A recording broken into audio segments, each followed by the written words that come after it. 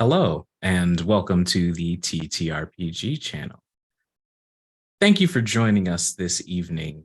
An evening in Detroit, a city that is native to some of our lovely people that we have joining us for the evening, but not to two figures, one of whom is driving a very nice but rented all black Chrysler 300 through the streets of Detroit to an unknown location to perhaps procure a bite to eat, if you will forgive the pun. Driving that car, we see someone dressed in a suit, gloves on the end of their hands, looking very aware of their surroundings, though they hardly move their head. They're used to driving, especially this late in the evening, in service to their employer. They, however, are becoming a bit tired of Detroit overall, um, though they are dutiful, if nothing else. Uh, they lift up sort of a driver's cap that they take off and discard onto the uh, passenger seat of this Chrysler 300. And we see a woman that's about 28 years old ish, um, that is pulling the car to a stop before rolling down a window and looking into the back seat at her employer. And Nimari says, uh, Madam, I believe this will be the best place that we could find uh, something to your tastes.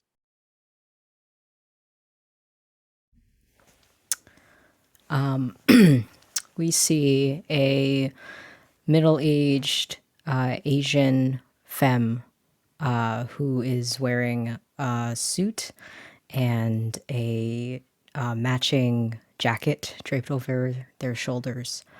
Their name is Sarana Kwan, and Sarana's hair is pulled back into a very neat French twist. There's not a hair out of place, and Sarana looks at Namari through the mirror of the car and just gives her a very curt nod. Shall I procure nourishment for you, or would you rather hunt yourself?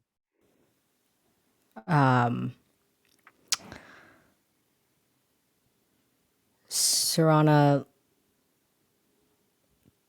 just chuckles softly and says, I have other matters to attend to, so if you would do that for me.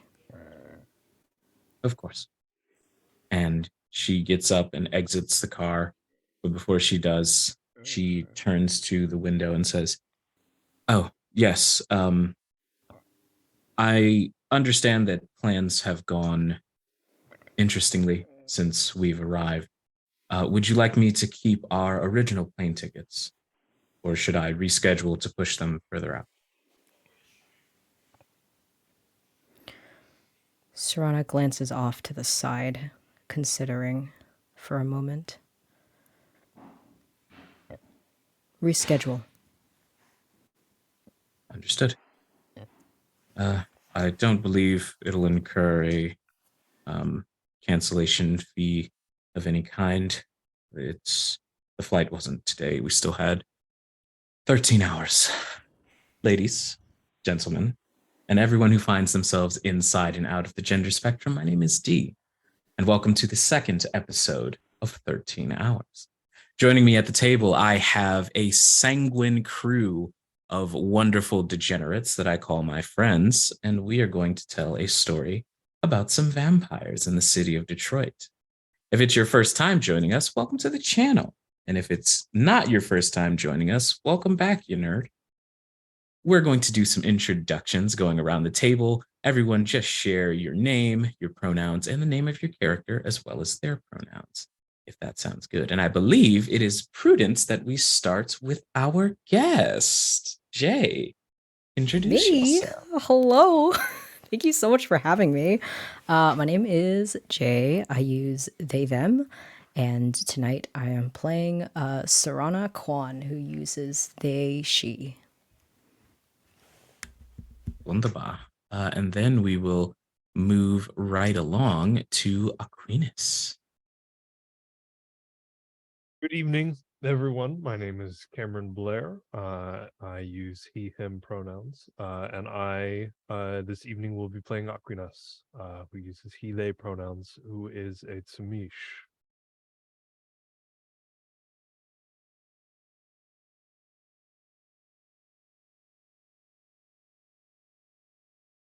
And next, we have our resident cowboy and arcane goth, Max. Me. My name is Max. I use he, they pronouns, and here I play the Brewhawk Cowboy of your dreams or maybe your nightmares, Lucky Bo Riley, who uses he, him pronouns. Fantastic. And next, we have one half of our local musician duo band. Christina, how are you? Hey, I'm all right. Hi, I'm Christina. I use any pronouns, and I will be playing Lazarus Shepherd, who uses they, them pronouns, and is our bird envy Nosferatu. Fantastic. And last but never least, we have the lovely Nikki. Hey, I'm Nikki. I use she, her pronouns, and today I am playing Eden, our Toreador lead singer of the band, the aforementioned band. Fantastic. And with that having been said, we will get back into where we last left off with our coterie. Interesting things happened, didn't they? If you missed the first episode, I will not be doing a full recap because you'll quickly be caught up in more ways than one. But when we last left, just to give the very tail end to refresh my players, you all had finished talking to someone who introduced themselves as a time educator by the name of Artreus Castaway. And you all requested for the time to be set back to 10 p.m., which is the amount of time you thought you would have left in the evening to finish up your various investigations, given your current situation, let's say. So, you all are down here. You have just asked this young boy his name, and you have been informed that it is Artreus. Eden asked, "Can I call you Artie?" Yeah, I guess. Cool. Well, let's get you back to your parents, huh? I don't really want to go How come? because my mom's gonna be mad at me because I ran away.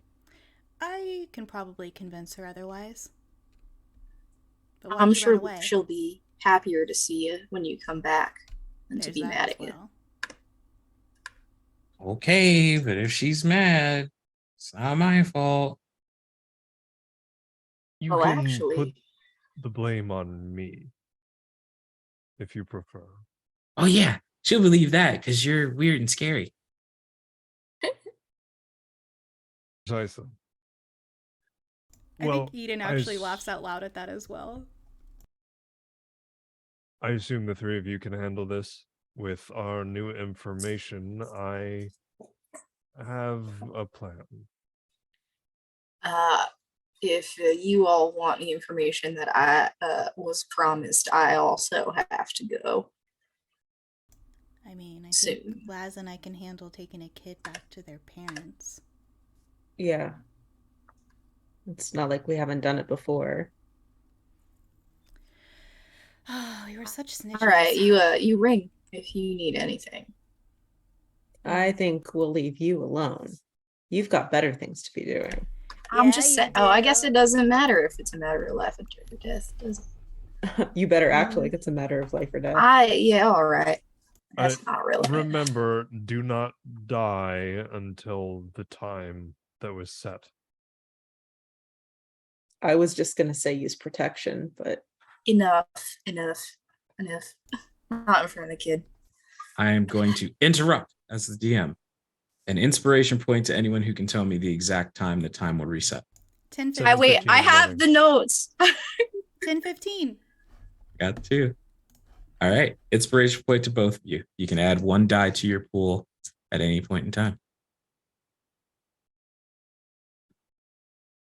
So, as you all begin to make your way back towards the surface side of Comerica Park, Artreus takes the hand of Lazarus and says, "Why you guys smell like pennies?" we work at a haunted house, and sometimes people throw money at us. Doesn't that hurt?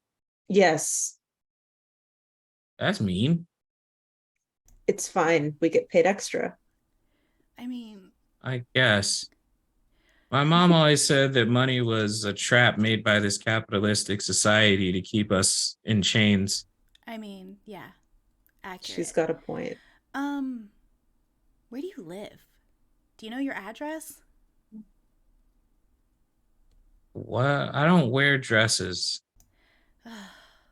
Okay, like, does your mom put your address like on your coat or inside your shoe? She Okay, do you know doesn't put where anything you inside my live? shoes. There's a what? She doesn't put anything inside my shoes. All right. We live kind of, I don't know, everywhere. I live right here right now. Where do you go to school? I don't go to school. I mean, I have a teacher, but Who's Miss your teacher? Inertia, And where she's do we nice.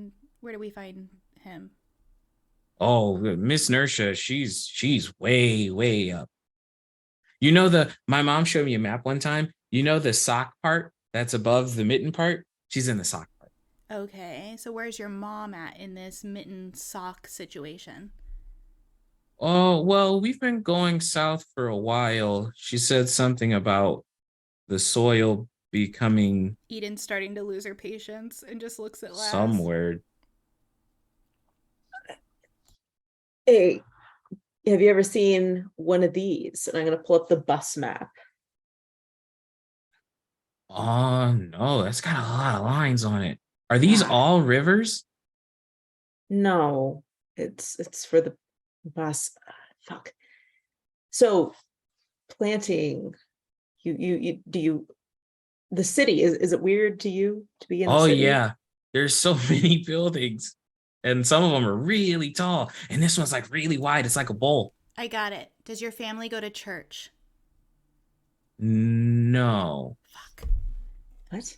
Rural. Okay. Well, because I mean, we would know where all of them are. I know.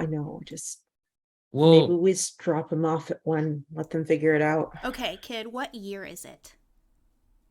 I think it's 798, Fuck right? my life. Okay. How old are you? I'm 13. Does this kid look 13? No, not at all. Okay, try again. I'm not going to fall for that. You definitely don't look 13. I'm 9. I'm almost 10. Okay. Well, you're old enough to know what year it is, so why don't you try again? I'm pretty sure it's 738. PBD. Okay, what's the PBD stand for? I think it's post blowout divergence. Cool. Love this for us. All right. So we don't know how to find your parents. You're in a different time than we are. Oh, I can lead you to my mom if you want to meet her. I just oh didn't my want to God, go that back. was my first question, kid. What? No, you asked if I wanted to go back, and I don't, because she's gonna I be said, mad. But how I do know we how to find find your her. parents? I can Find smell her. her. Can you not smell her? Can I smell her?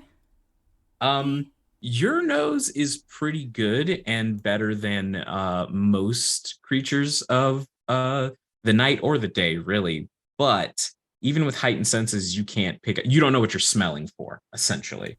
Does she smell like But you or like something else?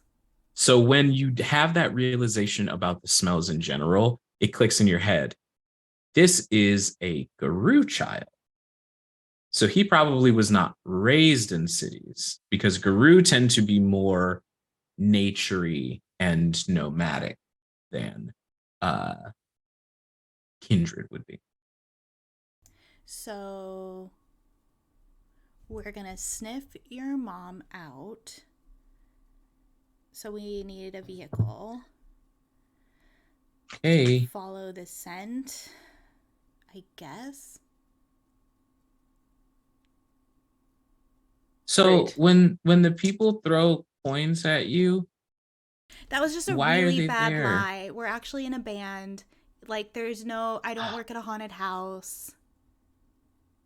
Do you want to Yeah. see my guitar? Y'all do music? Yes. I like music. Great. How do you feel about blood? Uh, it's kind of a side effect of playtime. Fantastic. So you know how, like, blood smells like pennies? There you go, Oh, kid. Okay, so we will show you, I will play you a song if you help me find your mom so that I can get you with her and not with me anymore. Sound good? okay. Okay. Uh, she's that way. And he Great. points And just we'll down a just random street. start walking that way. All right. The time is going to advance forward to 1:35 a.m. And we will check in first with Aquinas. Going to find the prince. Wunderbar. Where are you starting? Would you like to message someone or just go with what you know about him? Go with what I know about the prince. Okay. Where he usually goes. And if not, find Cameron. Fantastic. So I will say that you last saw him obviously at the Detroit Theater for Elysium. That is not the only place that he has held Elysium. And of course, you are unaware of the exact location of one of his many havens. So I'm going to have you make me an intelligence and politics roll.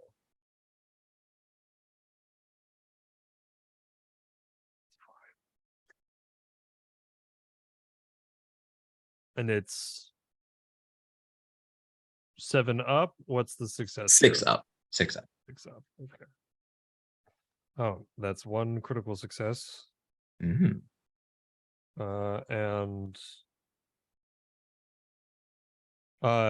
2 more successes and a bestial success.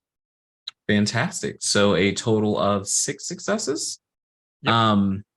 So it is Aquinas is a very layered person. And I think it is less actual knowledge you have and more just the instinctual predatory nature that makes up Aquinas's most dominant features. And instead of go ahead, yes. I definitely think that once Aquinas started to settle down here and get involved with the politics, he did what he does with everyone and follows them from a distance and just keeps as much of their routine in a little notebook as he can. And so starts to put together patterns and it says, okay, well, the prince is probably in one of these several locations. Fantastic. And you are aided by just the natural, you're a very practiced predator, a hunter in many different forms of the word. And you know that Lyman likes to spend a lot of his free time at some old rundown computer shop called JK Spot. And you can just begin to head that way. And as you do, like I mentioned, it is 1:35 as you walk through the door and the bell dings, and you see the gray, very pale toned skin, the pointy ears, the like thrice broken nose, and sharp teeth and wide shark like smile of Lyman Baxter as he looks up from behind a computer. He says, Aquinas, to what do I owe the unannounced pleasure? Prince, I have come to have a meeting of the minds of sort. I have a Really? hypothesis that I'd like to confirm or negate with you. Interesting. Is this to assist in your research or the task that I gave you? Funnily enough, there has been a convergence between the two. Now, I have not been at liberty to share the ultimate goal of any of my research with anyone, but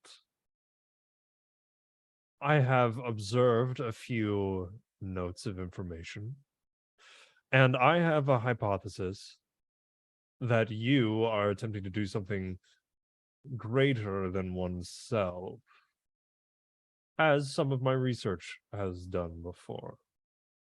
Truly. Well, I'd love to hear more about these hypotheses. Please take a seat. Give me one moment. I just need to send a text to a particularly squirming fish. Sometimes they don't like to stay on the hook, you know. Well, if they're kindred, a half dose, a half syringe of holy water is just as good as a steak. Always practical, Aquinas. That's why I like you. One of the many reasons. And he is going to send a message out on his phone and then tuck it away and say, so, please share with me this hypothesis. Well, I have just told you this. The hypothesis is that you are attempting to do something greater than oneself, that there is some sort of fabric in our existence that is beyond corporeal understanding. And No, please go ahead. What is this hypothesis founded in? Founded in that there seems to have been a coincidence that occurred this morning. There was a voicemail left on each one of my kindreds and my cellular devices that was immediately then erased, that told us of some sort of situation. It's difficult for me to remember at this time. I didn't take notes since it was gone as such and my attention was diverted. But then, conspicuously, it foretold the time that the message would be read at, and then we were summoned to Elysium. Now, these two facts could have been coincidence, but then following up at Elysium, there was a messenger apparently sent by yourself to one of my coterie. So a series of coincidences, as someone with your intelligence would know, turns out not to be coincidence. So when this boy was such a target of yours, I was curious of it. So I did some investigating of some gifts that were given to me as conjoining to these coincidences as well. Found the boy. Did some interrogating. And then stashed him away. So that we could have this talk.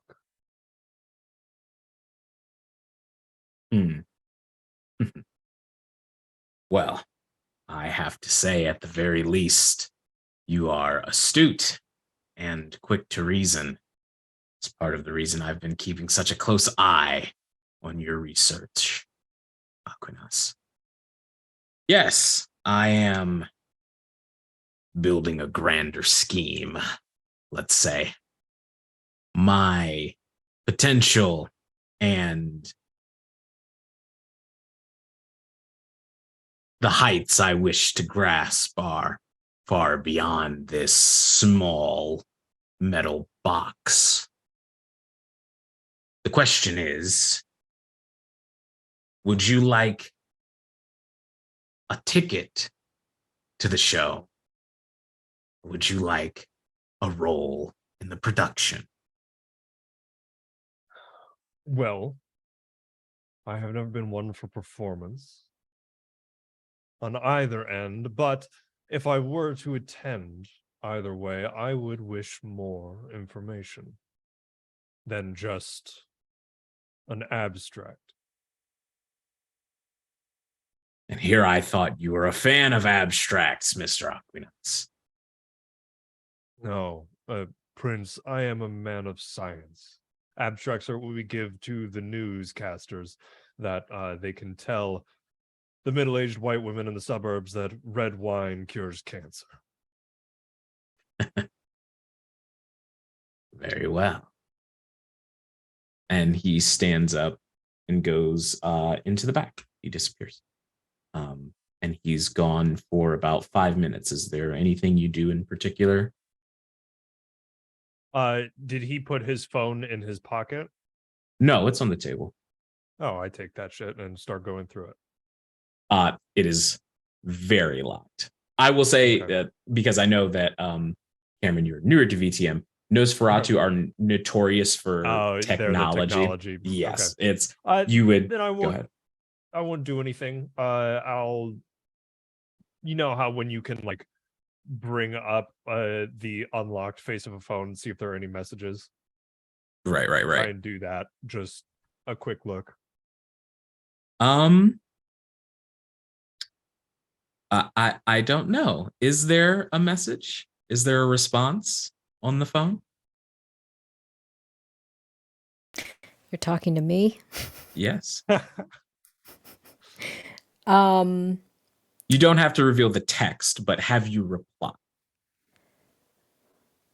no, I left him on red. Okay. So the phone is devoid except for a time. And funnily enough, when you look at the time, it's not the time in Detroit. It is the time in a place called North Cardosia. That is over in the same area as it's in Europe. Okay. Then sit back down and wait. My apologies. I didn't mean to keep you waiting. I just had some meat that I left cooking. So, you want to know the master plan? Is that it? I don't need every single detail, but I would like to know what I'm getting into, what has been done, and what I can do. Have you ever played Dungeons and Dragons, Queeness? I did in high school. It was around the time that the second edition came out. The swords and sorcery, magic, throwing fireballs, all very fanciful. Yes. Yet What if I real. told you that not only was it real, that it still exists somewhere? It is just weak, suppressed. As in the Magi? No. The mage we have are paupers in comparison to the people with which I speak. I speak of people who could fabricate creatures out of thin air with no more than a little energy from within.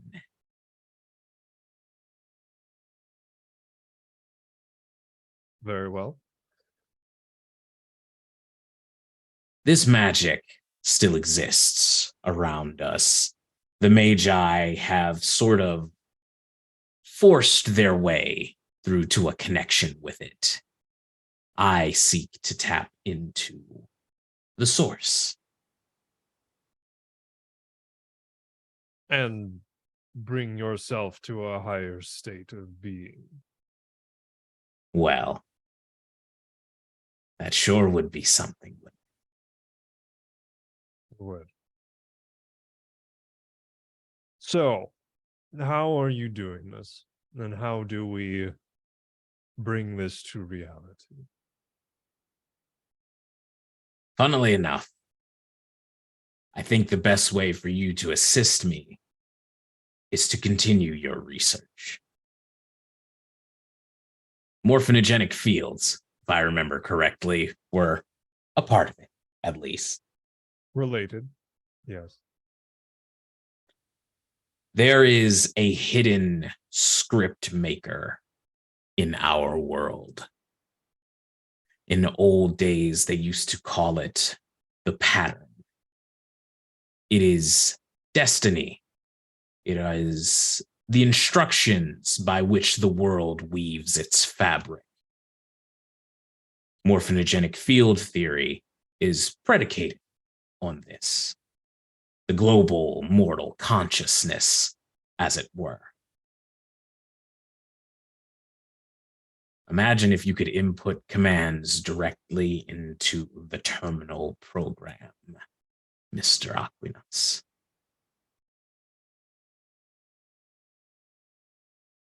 I see what you're saying. A sort of simulation prompt box. Exactly. Control panel. They used to call it somatic components. Sigils drawn in the air.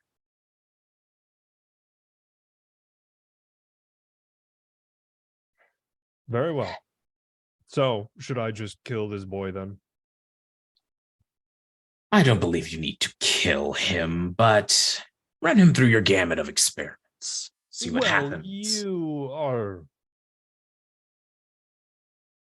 trifling upon being almost purposely ambiguous with me, dodging my direct questions of what have you done already and what are you planning on doing and how to assist. Yes. And it's clear that the boy is somewhat important. So.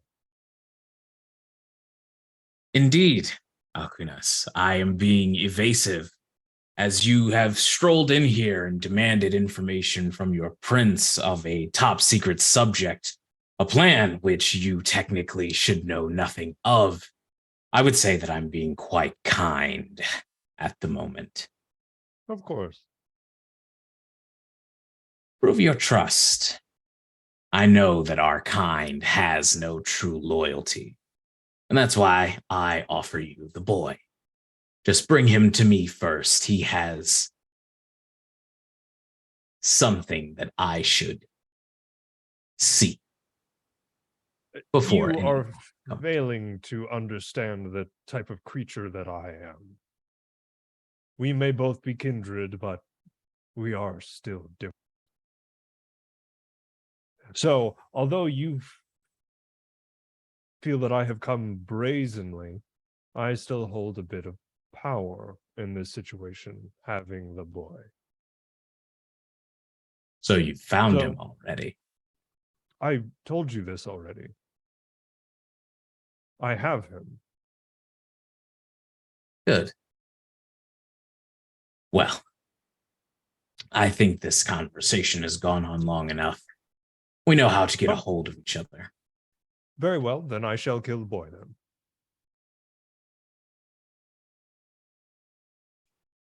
Very well. Good night, Prince. All right. And Aquinas will leave. And as you exit the store, the camera drifts back over to Lyman, and he sort of taps the desk and watches you disappear from view. And you can see a suppressed anger that is just barely bubbling up now as he taps his finger, and he looks down at his phone that buzzed at some point during the conversation, and sees a reply to his text message. And the camera will push forward through the phone to the other side of it, held in the hand of Nimari. I've sent the text message, madam. Yep. Thanks. Of course. And inside this wonderful office space, you have two guests, I believe. Would you do us the pleasure of describing the office before we meet the people in question? Sure. Serana's office is the typical fancy corner office, top floor of this building. It's one of the high rises in Detroit that I've never been to Detroit, but there's now a high rise. It's one of those Absolutely. really nice glass buildings that have the really reflective windows. And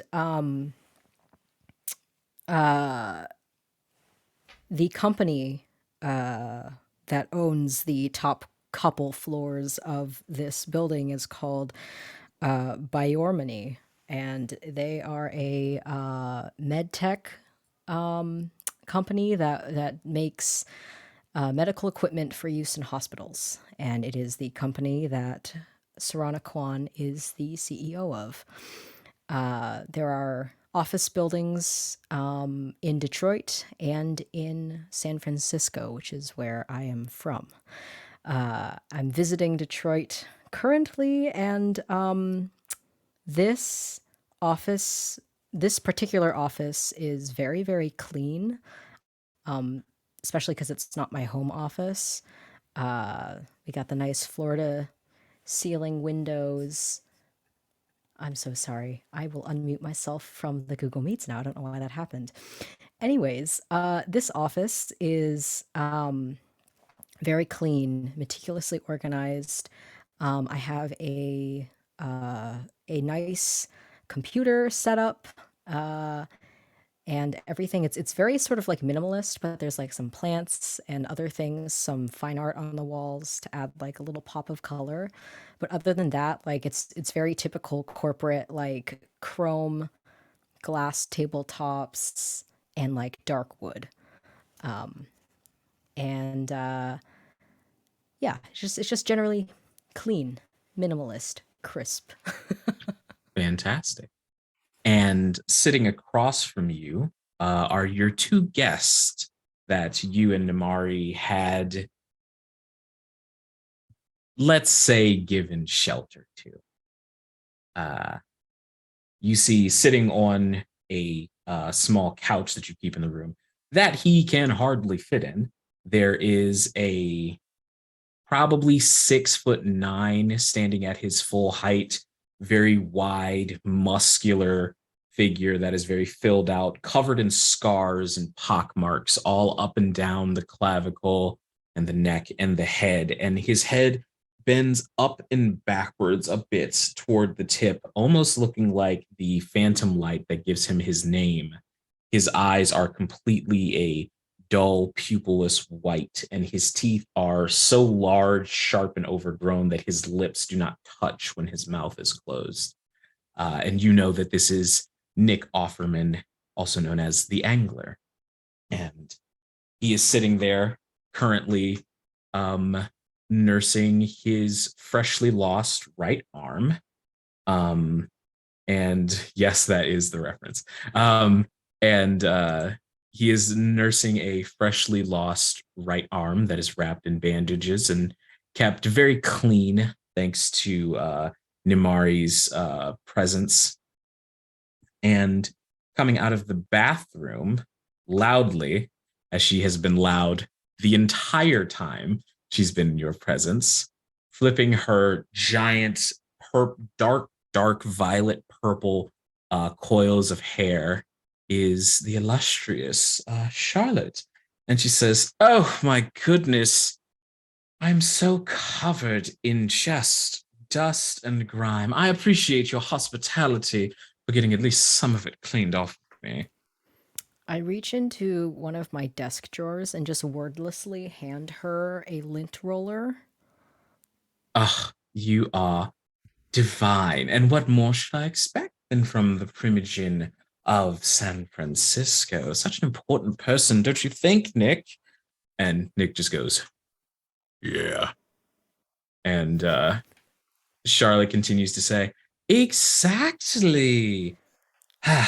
It's such a wonderful thing that we managed to make your acquaintance. And now we are just the most dangerous bunch of allies. And speaking of danger, I am absolutely livid, darling. I would like to strike back at those bastards as soon as possible. Anything you could do to help?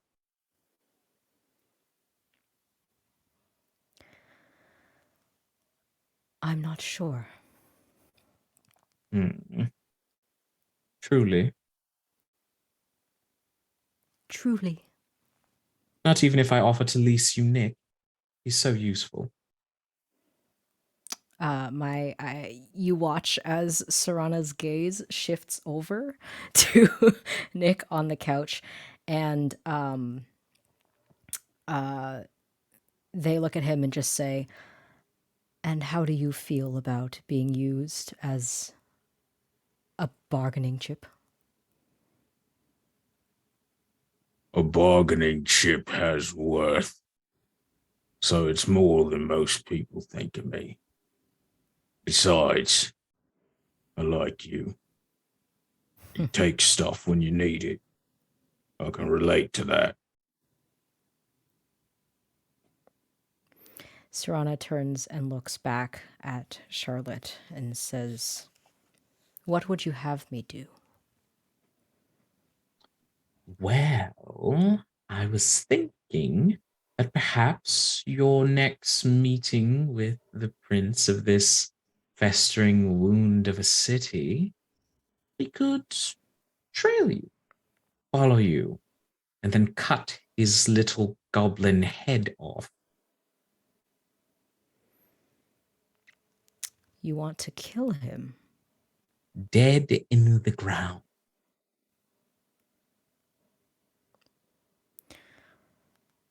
Serana's face stays composed, as always, but to the keen eyed, you see a small flash of something behind their eyes.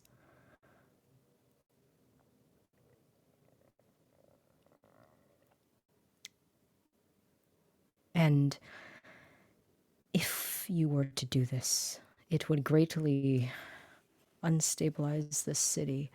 Is that what you want? Chaos? Oh no. I guess someone would have to take up and snatch all the power.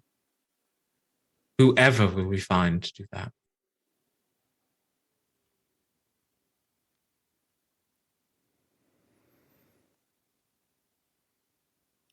Serana just stares back at her.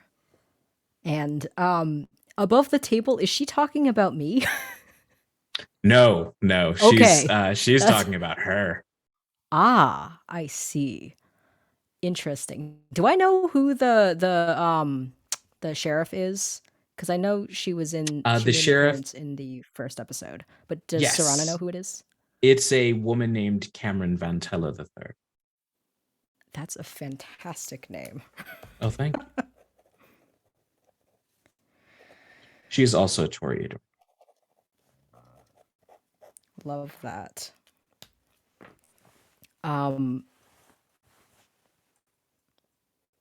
Serana just smiles at her and says, "I will consider it. All I ask. After all I've done for you, I think you can offer me a little bit more." I figured we would get to this point. What would you like to know?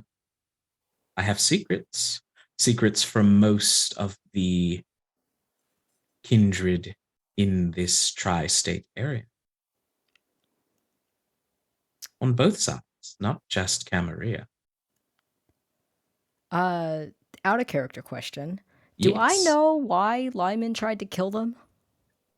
So best you know, and best they both explained to you, Lyman was a part, or excuse me, they were a part of some secret plan that he had. They don't know the exact goal of it, but they were meant to play a part in some secret plan of his. And of course, Lyman is aligned with the Camarilla, and they are anarch vampires, despite what all of the kindred that currently live within Detroit have been led to believe. Um, and basically, after they did what Lyman wanted them to. They were turned in to the wardens of the anarchs. And do I know what they did for Lyman? They are oddly tight-lipped about it. Interesting. Okay. Um I just sort of put my elbows on my desk and lean forward slightly, and Serana just says, I would like to know what you did for the prince. I told you in the car. I can tell you anything but that. I can tell you where you can find Lyman. I know where one of his havens is. I could tell you where you can take down the Baron of Chicago. I could do so many things, but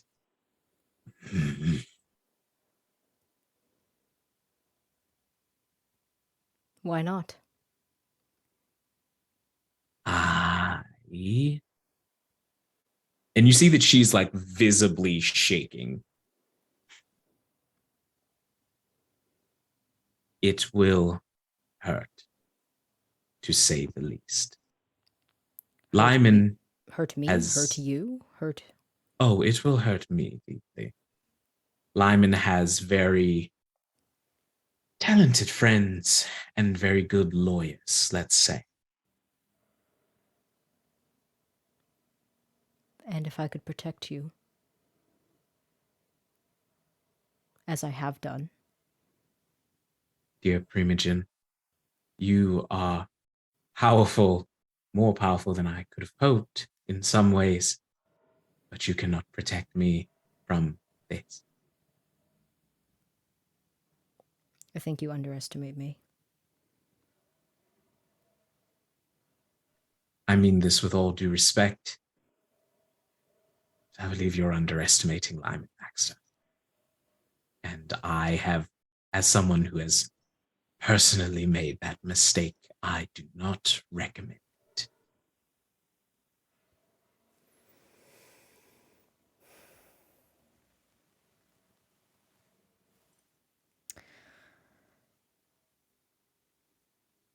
He wants something from me, you know.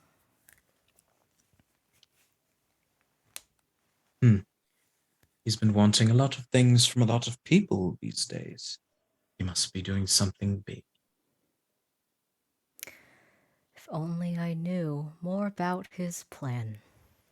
And it's at this point that you hear the couch screech, and Nick stands up and says, "He wanted us to kill some werewolf lady." I will turn to face him and just say, thank you. Name? You see that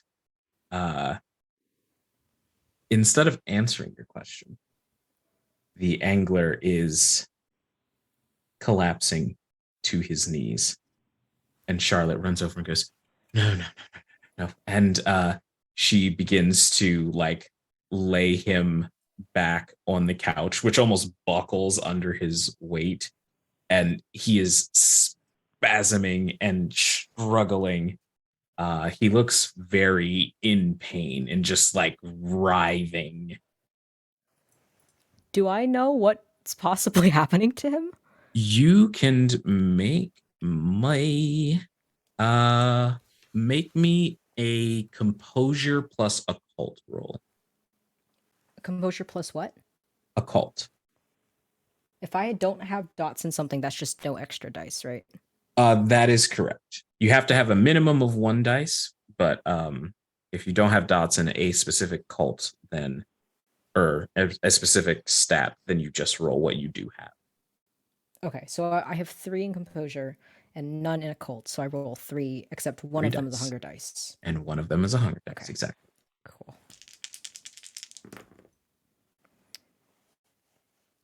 I got so it's 6 or more is a success. Okay, so I got 1 success. Yeah, 1. Okay. With 1 success, Nick doesn't have blood. Nick's respiratory system doesn't work. Nick's not alive. Kindred can only be poisoned by a small number of things, and if he was poisoned by one of those, Charlotte would be far less likely to touch him. So that only leaves one option, and that is magic. Is there anything that I know that I can do to help him in this moment? Do you have any points in medicine? Great question. There are so many stats in this game. There are. I do not. Well, luckily, your assistant does have some medical training. It's part of why you keep her on retainer. Yes. And she goes over and starts examining him very quickly, very efficiently. Zero bedside manner whatsoever. Nope. That's why I and- love her. Mari looks up to you, and she seems just like 1% of confusion is all you can read on her face, which is a lot for Nimari. And she says, "It's almost like he's going into cardiac arrest. I don't know how I would stop that without a respiratory system, but perhaps if I inject him with some Soberol B, that would work as a muscle relaxant." I'm just nodding, giving her permission to do whatever And she she thinks will is right. get up and go to one of the cabinets, and she will retrieve a small vial, prep a shot, and jab Nick in the chest with it. And you see he does go lax, like the veins stop popping and the muscles stop flexing so hard, but he is still eyes closed, just grinding his teeth in pain. It is, you make a mental note of how high his pain tolerance must be, because he has not made a single noise, almost as though that's all that he's trying to focus on in this moment.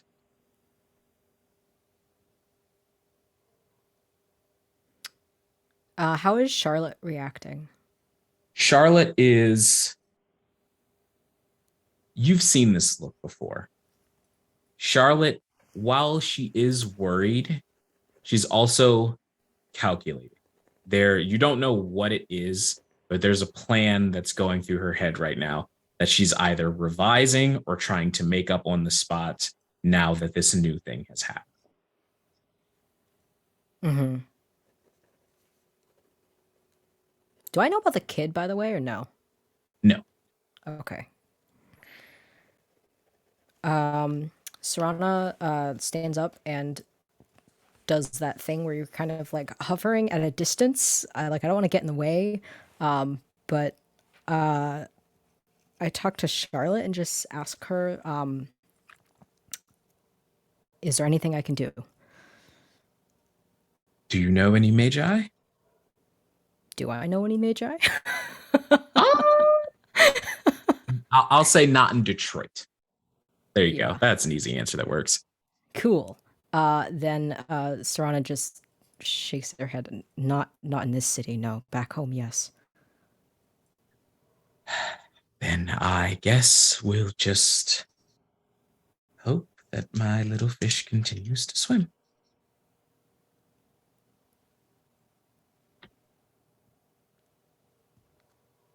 And with that, the camera will pull back away from you all, out the skylight, and into the car of a freshly showered and cologned Bo. Yeah, that's me. It is about 1:35 right now. What you doing? Where you going? Presuming I was provided with an address, I have an appointment. Indeed, you do. So I will be going to my appointment, team. Fantastic. Let me find a picture while I describe the outfit. So you make your approach to the door of this opulent mansion. And do you ring the doorbell? Do you not? Do you text her? I'm gonna knock the old-fashioned way. All right. If And there's no answer to it in like a minute, then I will text her. very quickly, the door is opened by what must be a supermodel at some point in time, with no shirt on, very tanned, like 8-pack of abs, cropped close black hair, and a bow tie on. And he says, welcome in. You must be Mr. Bo, I think.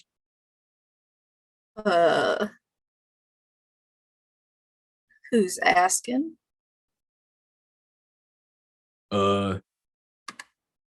Me, dude. I just asked.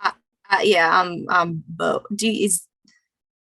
Why are you? I mean, I am the butler of this estate, dude. actually, you know what? That makes perfect sense for her. She around?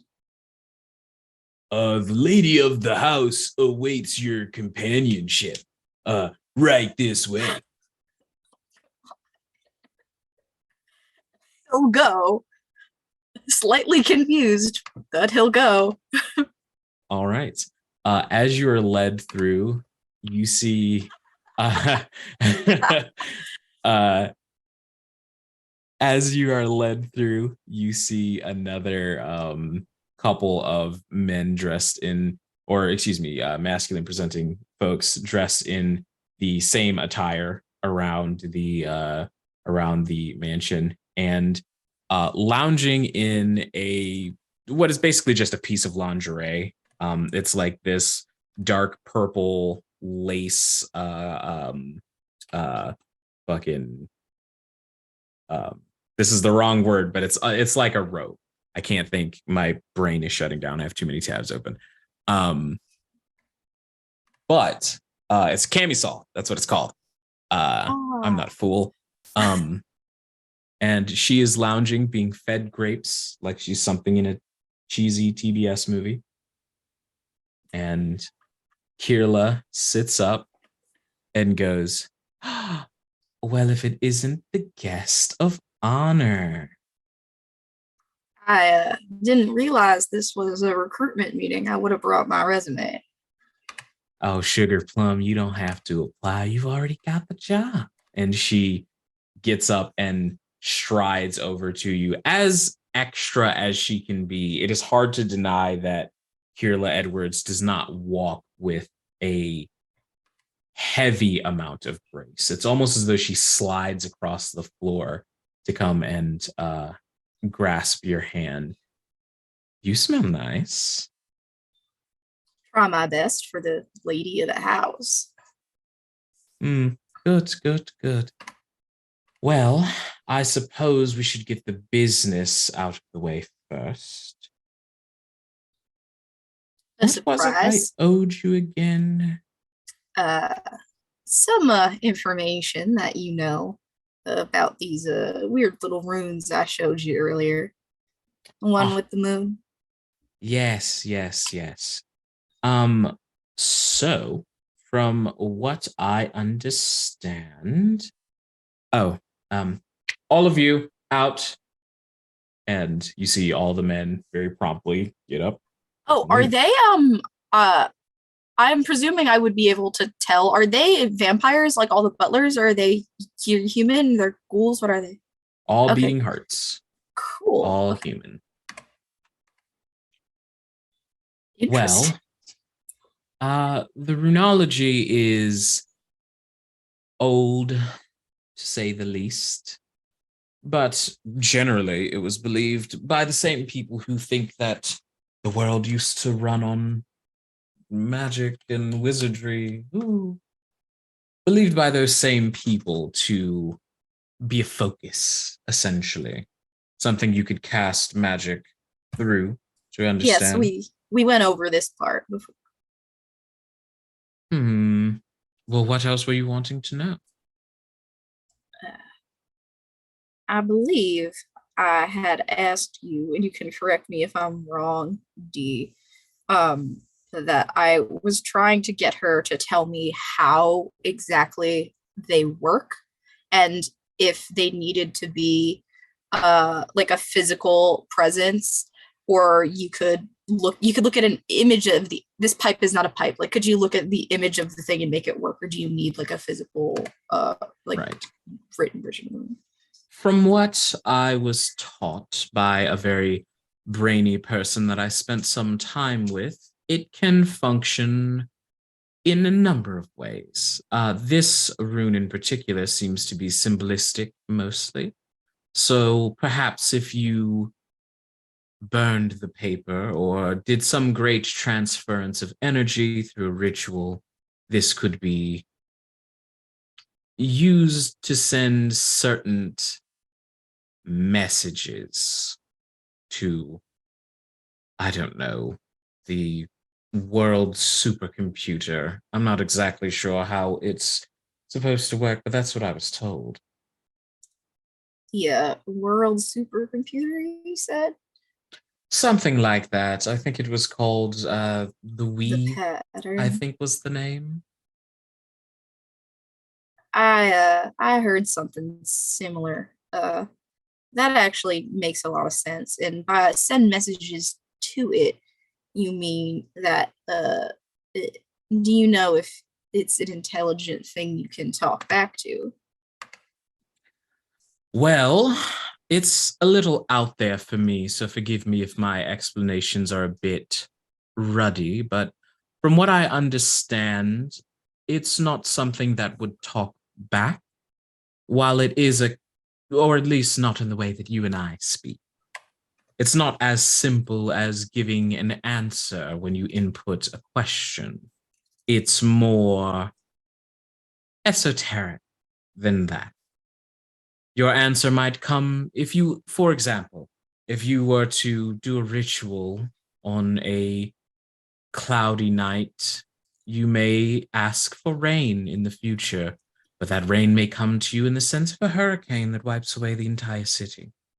It's indiscriminate in certain ways and purposeful in others. It's the monkey's paw. Is that what you're telling me? I guess. I hardly know. I'm just regurgitating what I was told. He was The boring. person, Huge dick, though. who was it? If you don't mind me asking. Oh, some nerdy little mage. Let me see if I still have the business card. And she goes and starts flipping through this Rolodex, which is about the not the only thing in the room that shows how long she's been around, let's say. She starts going through like an actual Rolodex of business cards and says, "Ah, here it is. Well, that's odd." And she comes and produces the card for you, and it is a 4x11 sized business card, but it is made out of this weird, almost like it's hard to describe. It's almost like Bible paper, but with cardboard in the center of it. But it's got like that feel of Bible paper. And she shows you I both sides. and says, well, his name was on this, but I guess it's been magicked away or whatever. Is when I look at it, is there any information, art, background that's left on the card otherwise? Doesn't seem to be. Doesn't seem to be. But she does go on to say, that's odd. I was just looking at it earlier today when you were asking me the questions, and his name was right there. I should have cared to remember it, I suppose. I suppose so. I cast Identify. If only. You unfortunately do not have spell slots. Well, if there isn't anything I can help you do to remember, I suppose we have business of yours to get to as well. Indeed, we do. And she will grab you by the wrist and lead you to several different rooms over the course of the evening. And with that, we will move on out of the mansion and back to a neighborhood, a quiet neighborhood. Most every house is dim, no lights, just cars parked. It is at this point, it is now 3:15 in the morning. And as you all are going through this neighborhood, we see that Artrace is currently just following behind Lazarus. Where are we going? Is this neighborhood familiar? Yes, this neighborhood is familiar to you both. Wait. Do we see our house? You do. Cool. Fantastic. Well, I have to make a quick stop. Ian, what the Oh, hell? do you have to pee? No. Look, things are gonna reset. Like, isn't there anything you've ever, like, wanted to say to our parents that you never said? I try not to think about it. Well, I think about it all the time, and I'm gonna do it right now. Do you want me to come with you? That's up to you. If you want me to, I will. I mean, you'd scare the shit out of them, and that would be great. It might overshadow what you were wanting to say if I show up looking like this. I think you look cool. I also think you look cool. Well, thank you. I'll pull my hood up or something. How's that? All right. It works. I walk up to the house and All right. can I get in? Yeah. Is the code Well, the same, or do I have to break in? No, the locks have been changed, funnily enough. Fantastic. However, you do know your mother, and you go and check underneath the porch, and you do find a rock with a key in it. So fucking stupid. All right, here we go. Hey, look, a key, and I'll hold up the rock. Another key. What? The punk rock key. Throw it through the window. Oh, I mean, that's way more fun. Go ahead. I like throwing rocks. Do it. Can I Yeah? do it, please? Yes. Please? Yeah. Give the kid a rock. Alright. Throw the Yeah, rock here you go. through the window. And you see this kid grabs the rock. You hear a snarl as he rears back and just and he throws it. It goes clean through the window, and you hear it come out the other side of the house. Fuck yeah. Good job, kid. The lights upstairs immediately flip on. Do I need the key? Can I just kick the door in? Oh, you absolutely can. Fuck yeah. She kicks the door in. And you hear from upstairs, is mom and dad home, or is just mom home?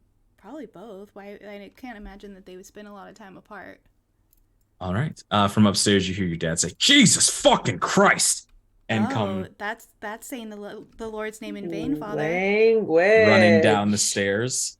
And he stops on the stairs, and all the color drains from his face. Oh, so he looks like me now. Eden, Hi, Daddy. Lazarus. Father. And he like squints at you. What happened to you? Hell itself touched me, and I am changed. No.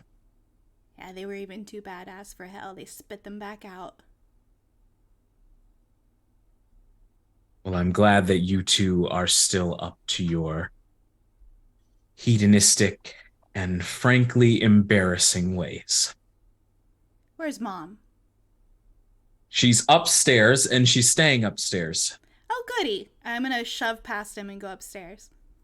And as you shove past him, he goes all the way like over the railing and like hangs onto the side of the steps. Oops. Not, and I'm they're going to not super stomp high on his steps. fingers. And he immediately and drops to the floor and starts just like writhing around on his hurt knee. Oh, poor baby. Hmm. I'm going to continue up the stairs. You go upstairs and you see annoyingly unbothered. Your mother has not even gotten out of bed, and she is still reading her Bible with her nightgown on and her glasses on. She looks up and says, "Well, it's about time you came back." Full daunt. Just all the way on. I would say in this, with you and Lazarus in particular, I will say your mother at least gets to roll to resist. Do you want me to roll? No, so no, I'm gonna roll you as don't well, need to or roll. no? You don't need to roll anything. Okay. Okay. You can see that she is trying to pretend she's not afraid of you, but it's hit her. Cool. It's hit her. I'm gonna jump onto the bed and with my dirty ass boots and walk across it and snatch the Bible out of her hand and rip it in half. You just don't have any respect for anything, do you, Eden? Respect is earned, Mother, and you haven't earned it. And the good Lord didn't earn your respect when he brought you and your sister into this world. Sibling, excuse me. I mean, she'd probably she say would. sister. Yeah. I mean, if Christina is okay with that, Yeah, then cool. okay. A+. You know full What were you well reading, Mother? that my sibling would prefer that you don't call them that. I also know full well that you both have been going around with your little shows and your blasphemous music, spoiling the minds of children across America. Yeah, we also do haircuts. Would you like Where one? did I go wrong with you two? Well, the thing was, you raised us to be pretty cool and taught us how to do music and fostered my popularity, I should say. And as it turns out, this is the result of that. When you become kindred. I stayed very popular. Kindred to what? Hell, as far as you're concerned. But maybe when your kids come out, you treat them with respect, and then they don't go the opposite direction completely from the way in which they were raised. I was too lenient with you. As soon as you started wearing black lipstick, I knew I should have sent you off to prayer camp. I mean, it's not like they can make me straight, Mother. God, I don't want to hear about your blasphemous relationships. Oh, so many blasphemous relationships. Okay, Yeah, Mom. just tonight, too. Oh, that's true. You should probably tell her the details. All of the details. And I'm going to go into Yes. detail, which is going to be as scandalous as possible, which I won't do on stream. For sure. And I'm going to make it worse than it was. And then I'm going to talk about the past and how I met Cammy. And I'm going to talk about feeding earlier that night. and about my trailer and why it's soundproof, and the time that I hooked up with an entire band at once. Mhm. I'm What The are gonna the whole be last like ones? time Am I you fingers missing were in my anything? ears the whole Oh, time, like la la la unmuff. la la la la. Take them off. No more earmuffs. Did I miss anything? I didn't hear, but I don't think you did. Okay. That was a the whole litany. time, as soon as you started on a tirade that she realizes will not stop, she just clasps her hands together, closes her eyes, and is just reciting prayers in front of you. I want to crawl onto the bed and grab her hands, and just say, and just start whispering in her ear. And he said, there was a man who had 2 sons, and the younger of them said to his father, and just start reciting from memory the parable of the prodigal son. She sees your face, and her eyes go wide, and she tries to move back, but you've got her hands. Um, and when if you will, she's just going to keep pulling to try and get her hands free. Anything else we need to get off our chest, Laz? I want one of those stupid Precious Moments figures. Actually, what if we smashed them all? I want to keep the one with the little bird. Oh, It's around this fine. time that your father breaks a chair over your head, Lazarus. That's fun. I'll let go. Do you want to deal with that, her. or would you like me to? You've always been the more protective one. I'll go find that figurine. Have fun. I'm gonna break my dad's neck right in front of my mom and then walk downstairs and let her stay as she is. Cool, yeah. As you do that, as you like reach out for your father, he raises up a cross. And as you brush past the cross and grab onto him, there's a twinge of an emotion that Nikki can decide, but there's a twinge of emotion of some kind that Eden feels when the cross doesn't burn. Because as a kindred, those who have true belief, the cross is a weapon. It's one of the deadliest weapons to unholy creatures of you. And you think back to all the things you went through growing up, and there's something in your head that just goes, and they didn't even really believe it. I think Eden just goes, well, that fucking tracks. And then clunk. And you clunk your way back down the stairs. And you see that Artreus is in your backyard looking for the rock he threw, and is just like paying absolutely no mind to what's going on. Good. Eden's gonna go outside. She's gonna go back to awe because she don't want to scare the kid. Well, I wouldn't say I feel good, but that was cathartic. Artie. Let's continue finding your mom. Are you sure? Yeah. I lost your rock. That's okay. We don't need it. Also, okay. If we can find a 24-hour diner, I'll get you ice cream. How does that sound? It's ice cream. Oh, dear. There's probably some in this freezer. That's a good point. Let's go inside and get some ice cream. I'm sure Mother still buys it from Costco. Okay.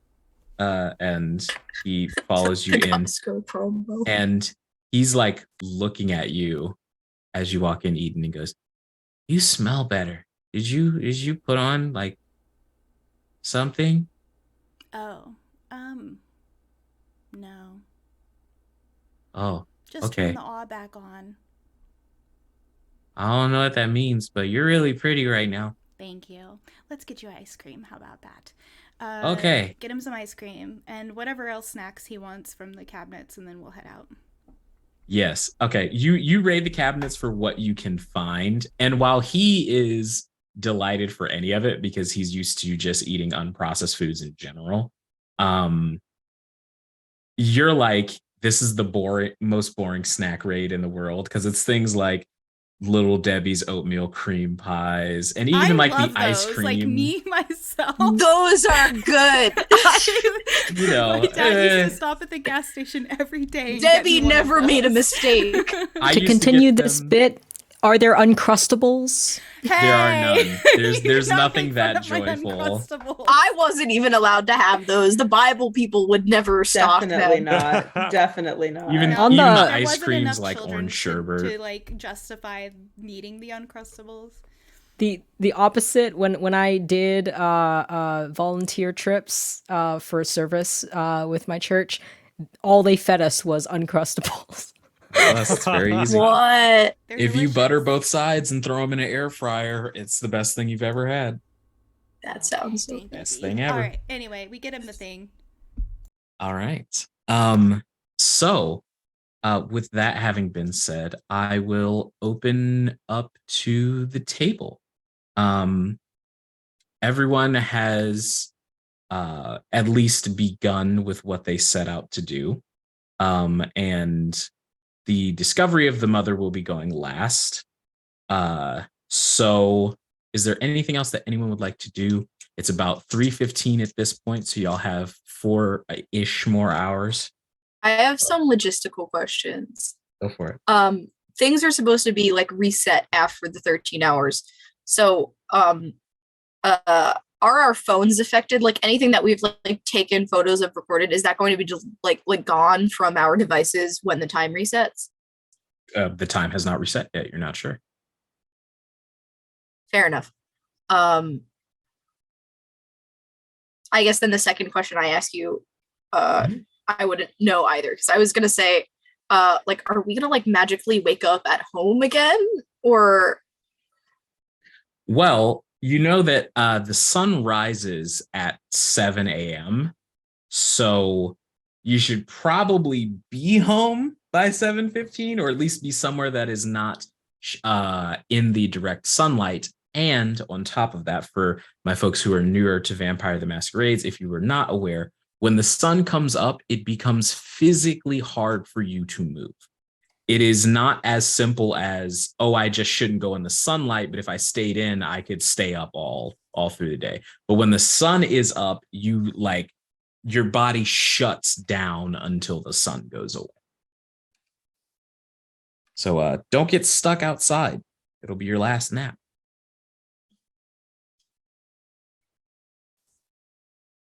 So after Aquinas' chat, he'll text Lazarus and Eden and say, "Boy is too important. Where are you?" I'll So if this answer. is after the conversation with Lyman, I would say you probably receive this text as you're dealing with your parents. So it's about there's about an hour gap between Aquinas sending the text and your reply because you just didn't see it when it first came in. I'll just send back rating the snacks and send an address and say I'm taking the fucking minivan if you want in. Oh my god, Laz, you're a fucking genius.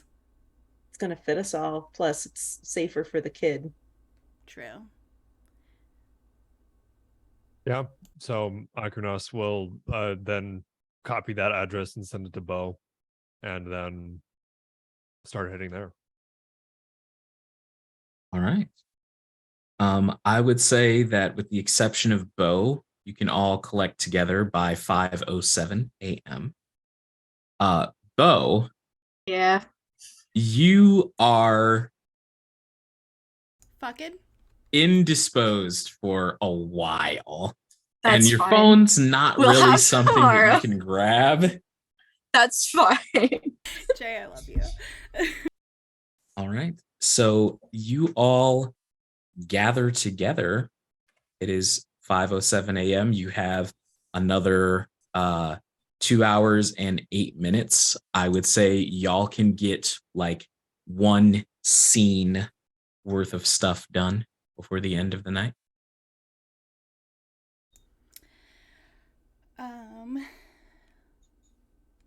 Eden is going to.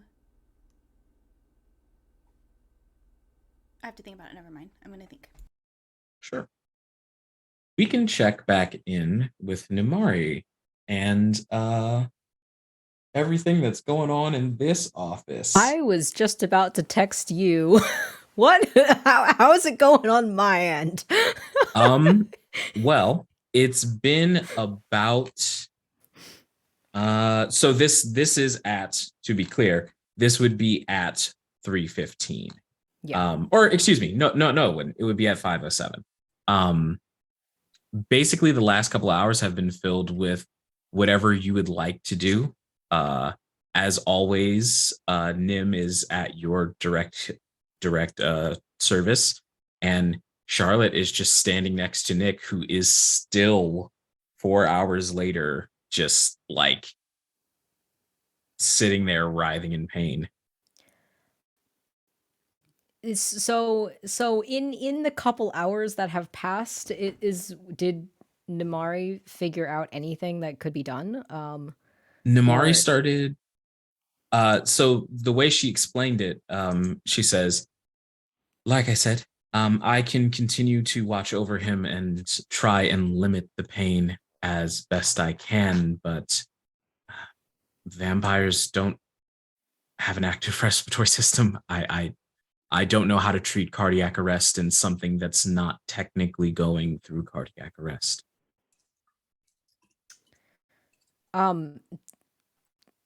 Me, the player. So did this get caused because he told me what he did? I see. Have I ever encountered this kind of magic before with any other dealings? How often do you deal with mages? To give you an overview, in the world of darkness, mage are generally considered to be of course, there are variations of any kind of person in existence, but generally mages have a reputation for being fairly uptight. They think they are better than most other people. They believe their understanding of magic is inherent, it makes them inherently better than most other people. So surprise, surprise, they're not very popular, especially against kindred, who sometimes tend to think the same things. I was just about to say, Ventru are the same. You know that mages generally gravitate towards Tremere if they plan to interact with kindred kind, because their blood sorcery is at least some mastery of magic, though they draw a clear line of distinction between what they do in blood sorcery. I'm going to say I don't think I deal with them too often, but I do think I have dealt with them in the specific reasons as to why my sire and the former Ventru Primogen is no longer around. Correct. And I think he's missing, that would smiley be face. why I would have. Yeah, he disappeared. Smiley face. I had nothing to do with it, of course, but it was, very, very convenient for me.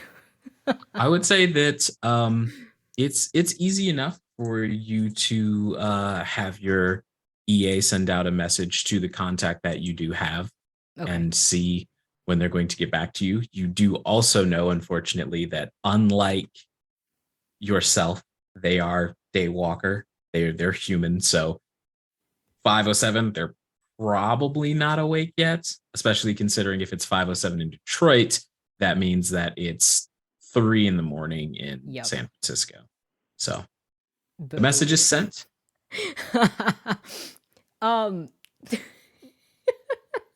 Me, the player, feels so bad, but I know that we're playing terrible characters. At some point during especially on the earlier end after we do that, and I know there's literally nothing else I can do for him. Somehow my character has asked or gotten help from whoever else is here. Mhm. I want him out of my office so I don't have to deal with him making pain sounds as I'm trying to work. Gotcha. So Nick is moved out and Charlotte follows closely behind. I will say that Nimari looks at you and says, should I follow them or let them be? Keep an eye on them. I have work to do. Of course, ma'am. And she excuses herself, and you are left in the cold, sterile interior. Oh yeah, and it's quiet finally. That is what and you're thinking when your phone rings. Oh, of course. My desk phone or like my phone for people, human It's mortal it's kind. your desk phone, Okay. but the display reads out a number that is not in the building, nor do you recognize it. So usually Namari will answer the phone and take the calls as such. But I assume that Namari is predisposed with my Yes. refugee guests. Mhm. So I will pick up the phone and I will just say, hello. Hello, dearest Primogen. It is a pleasure to speak to you. My name is Ophelia Justine. I am a, let's say, person of interest in everything going on in our dear city of Detroit. I just wanted to extend my invitation of kindness. It is not often that a Primogen leaves their region, and surely I am certain you are here on important business. Ophelia, how did you get this number? I am blessed with the sight, your Primogen. I have a Few phone. secrets. I have a different number that you should call me on, and I'm going to give her the number of the phone that like Namari keeps track of, but like I also use. Right. I'm gonna give her that phone number because I don't want her calling me on my office phone. And she will say, as you're giving her that number, she will say, well, I was under the impression that you just sent Nimari out of the room to watch over Nick and Charlotte. I have But- a phone here, and I'm just gonna hang up on her. And very quickly after hanging up, the phone in your hand rings. Yes. So, I wanted to welcome you to the city of Detroit, and I also wanted to extend an olive branch of assistance, should you need it.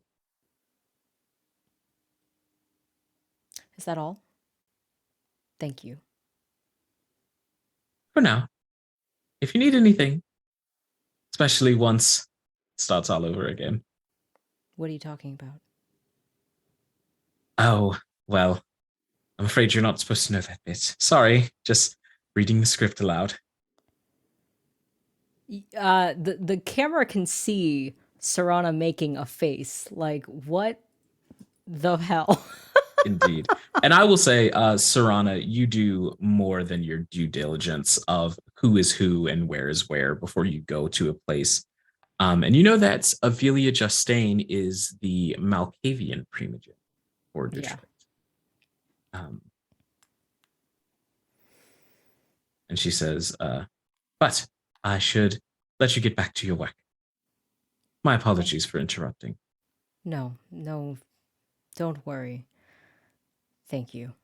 I will let you know if I need anything. Of course. And the line And goes quiet. I will hang up on her again. All right. Is there anything else that Sarana does in their office? I want to research the the things that the prince wants me to find The for him. The things. things. I Yes, almost said it, then I was like, no, I'm not the going to say it. things. I mean, you could have. It's fine. They won't have context for it anyway. So I would say you type into your computer. Go ahead and make me a wits plus medicine check, and you can add finance to it if you have any dots in finance. Finance is good. I didn't consider that having dots in medicine might be useful for someone who works in the medical Yeah, field. considering your job, yeah. Yeah, it's fine. I would. That's why you're getting I the mean, bonus you dots can from thank finance, other people for that. and that's exactly why you're getting the bonus dots in finance because you run a medicine company. So your understanding of business would also have to do with what you have in your inventory. Could I persuade you to let me add possibly my academics, because that is my business degree? We're gonna just keep it to the 3. Okay. Not an MBA. I do have an MBA. Thanks for asking. Okay, so I know it means something when you get a critical success on your hunger die. So I got that. Bestial success. And Okay. then actually that's it, because all my other dice rolled lower than 6. Okay. So with a bestial success, you are pulling up nothing. You can't find anything through your database. You don't know if you're just looking for the wrong thing, if maybe someone somewhere like hid it under a thing. You don't know if maybe you told Namari to like squirrel this file away and then forgot that you did that or what, but you can't find any information on this. And then that hungry voice in the back of your head, the beast sort of curls forward, almost over your shoulder in a way, and says, "The woman." And you are reminded in that instance, Tokiko, the scientist woman, she will know. And you know that she will be, oh, wait, because she is a kindred. I will send her an email.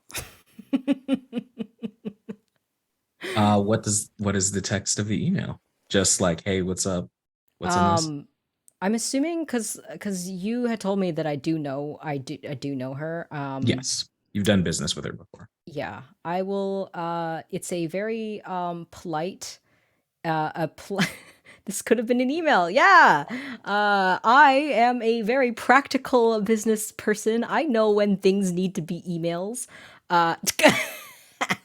So I'm just gonna email her. It's a very polite, warm for me. I think I tend to come across as a very cold person, but as warm of a greeting as I can. And I'm basically asking her, without giving too many specific details,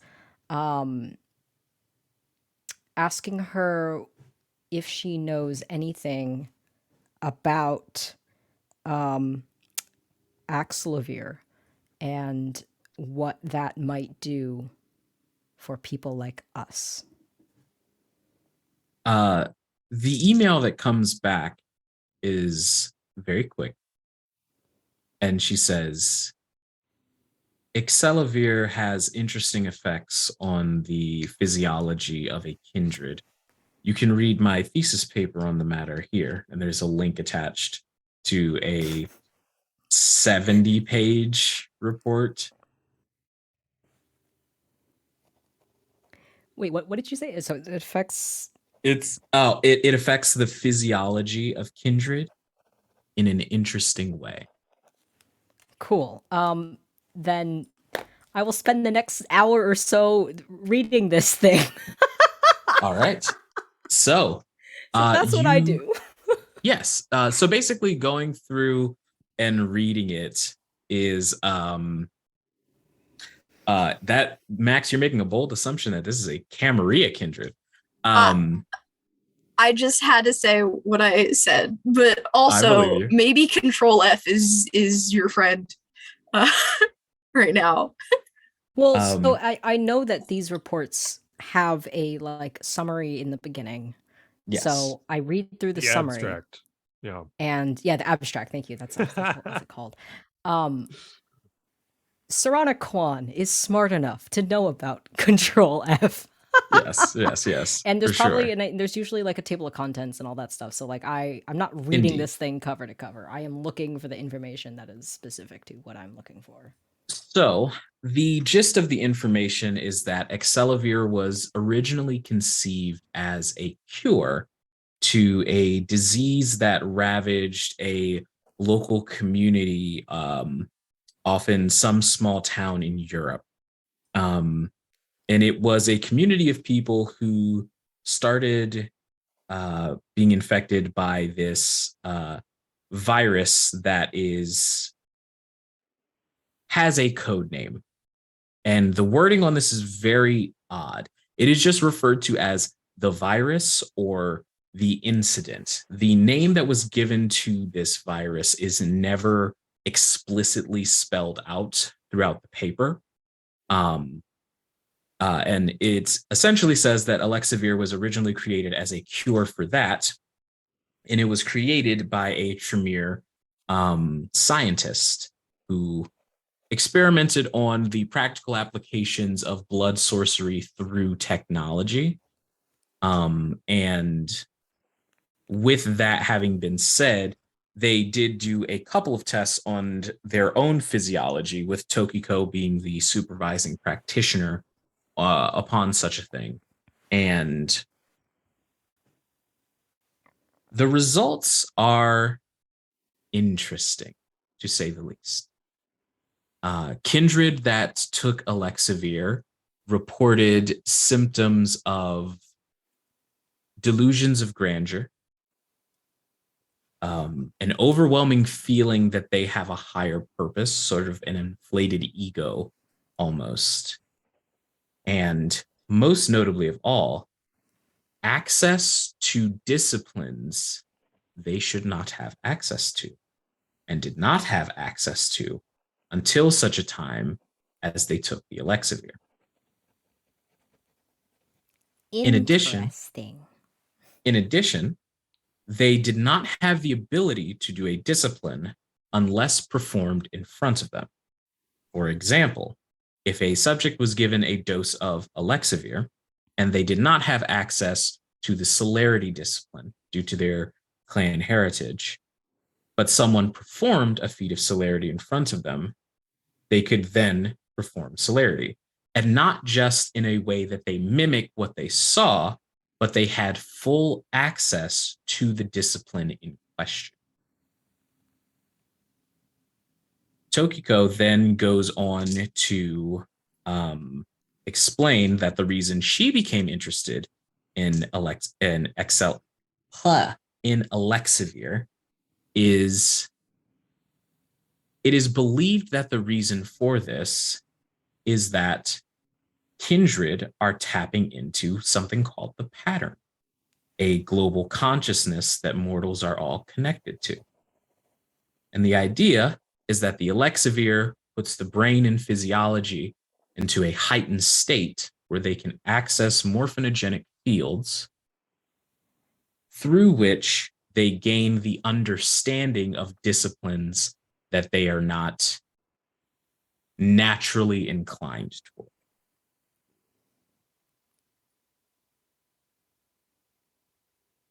And those are all the important bits. She goes into a heavy amount of detail concerning the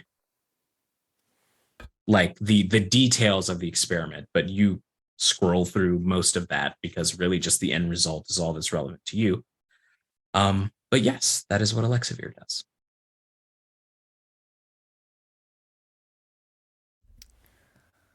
Um and I think the last thing that I think I have time to do to catch up my time to everyone else Sure. is to just shoot her an email back, essentially asking What would it cost someone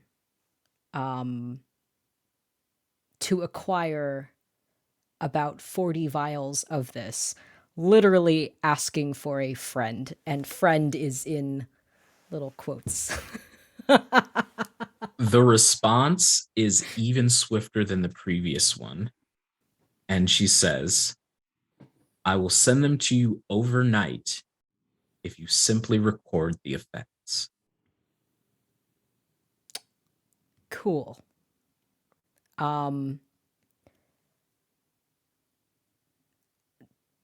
I will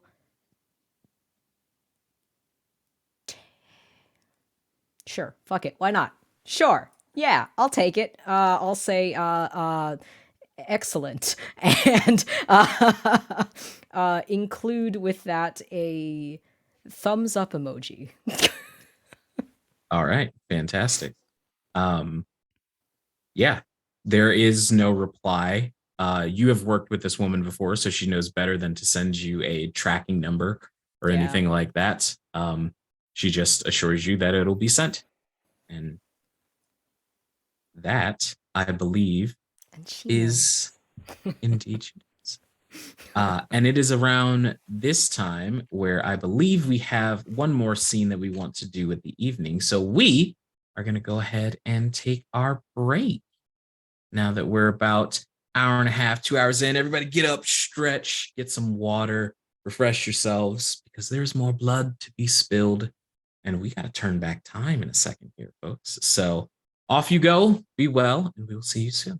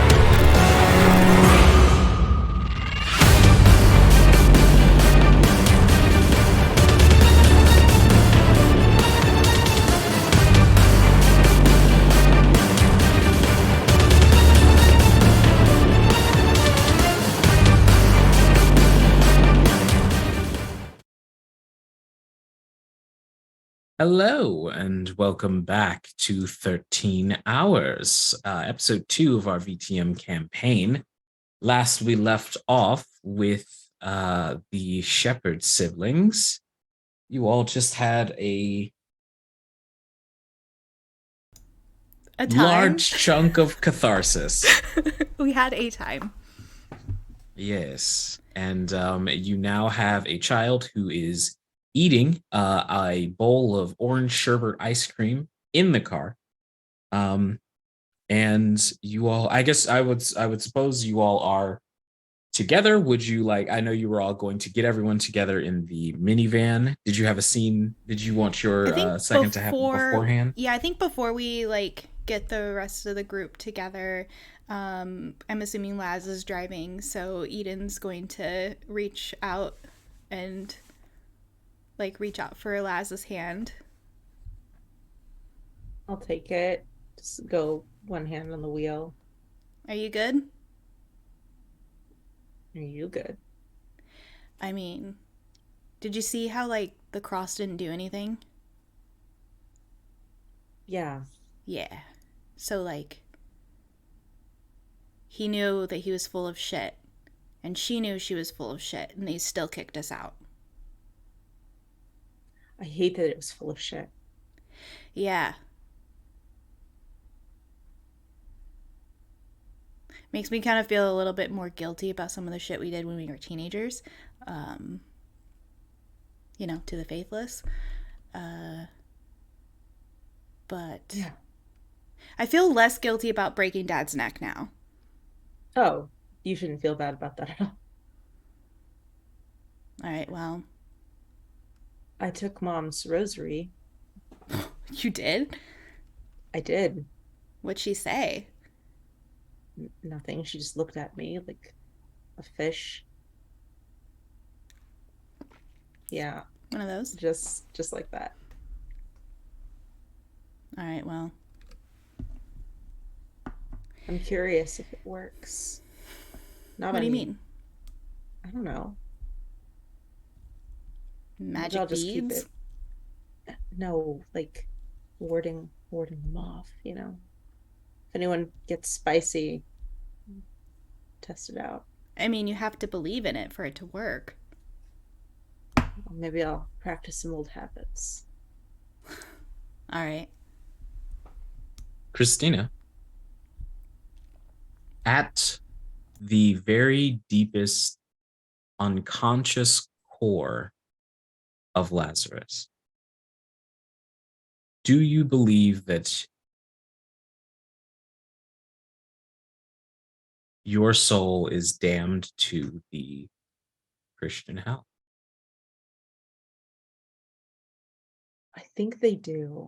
I think that's part of why they hate how they look. I think that they feel twisted in a way that other kindred are not. And one of the touchstones that I kept was they believe in miracles. Okay. So it would be a little odd. It is light. And I would say that Lazarus noticed this when you first took the rosary. And whether you would like to share it with Eden is up to you, but it's hot in your hands. I don't know if Lazarus has at any point felt the sting of a cross from a true believer, but it is like a superheated piece of silverware. Lazarus is pretty tough, so they can hold it and maneuver with it without it being much bother, but you can tell that it could burn you. A different you, a you from another timeline, maybe, where you enjoyed the wicker baskets and the choir. But it's not all bullshit. I don't think they would share that with Eden, at least not now. I think Eden squeezes your hand a little harder and says, Laz, I love you. Love you too. I love ice cream. Ice cream loves you, kid. All right, let's go. Well, I feel sorry for eating it. I'm still gonna eat it, but I'll just feel bad. I And mean, Don't I eat feel things that bad. love me all the time. It's great. You should try it. Oh my God. okay. Child, 9 years old, Eden. What? A vampire's got to eat. Are y'all vampires? Yeah. Yeah. You know, my mom said my dad was a vampire. What? That's Wait. spicy. I'm sorry. What? Yeah. Do you have a picture? No, we don't really have any cameras. Well, the chief does, but most other people don't. Oh, we're gonna talk about this later. That is so cool. I can't wait to meet your mom. Yeah. Let's Yeah. not leave the good doctor. I think about that time Aquinas shows up in the driveway. At Doctor, Eden makes a face like, ugh.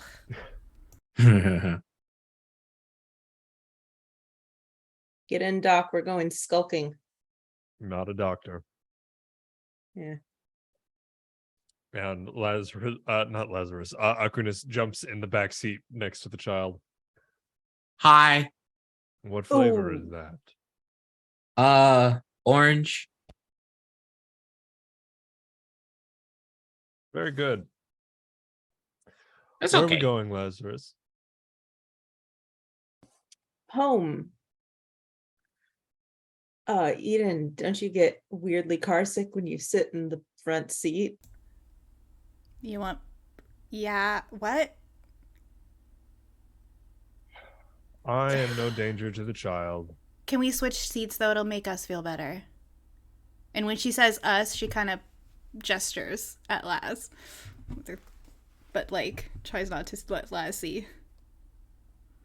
Of course. And then there's this, like, awkward shuffle as Eden gets in the back seat with the kid. Let me see those hands, kid.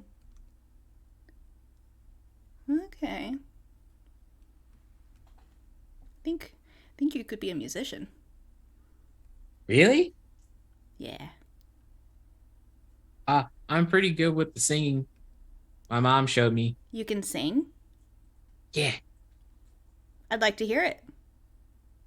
And he goes, She hands him water first. He's just eat a bunch you. of ice cream. And he guzzles down some of the water. And he sings this sort of, if you've ever heard like operatic child singers, he sings a very deep, almost sorrowful I love you, Christina. He sings this deep, almost sorrowful type song. And Eden, you notice this immediately. There's a moment where the kid's like, this kid doesn't get nervous. This is not one of those shy kids. He's like on all the time. But when he sings, there's almost a hush that comes to the outside. And it's almost hard to take your gaze off.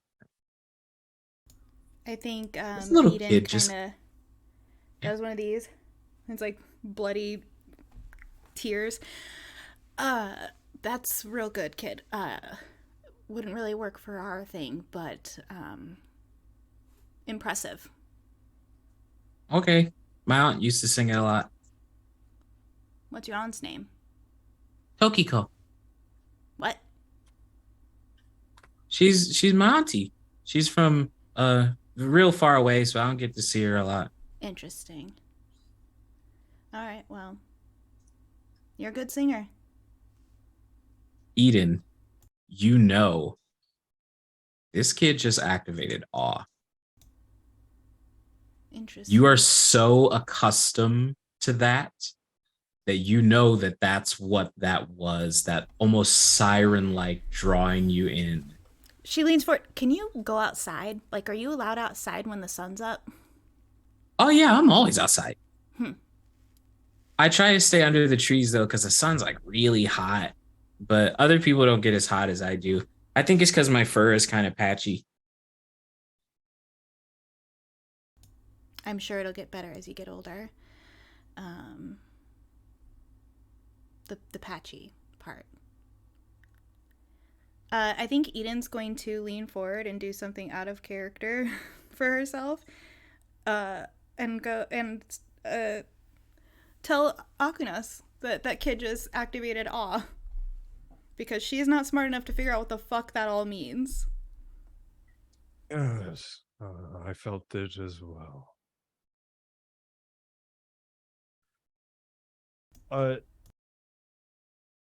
You said your father was a vampire, Mm-hmm.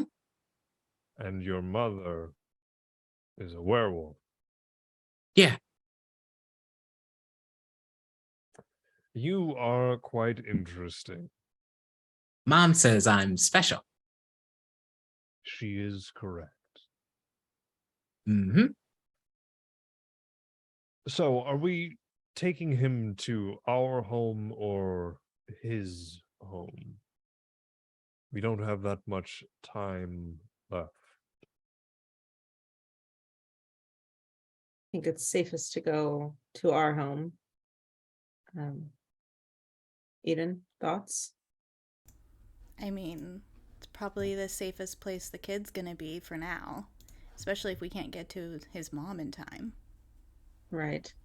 One complication. I spoke to the prince earlier in information gathering.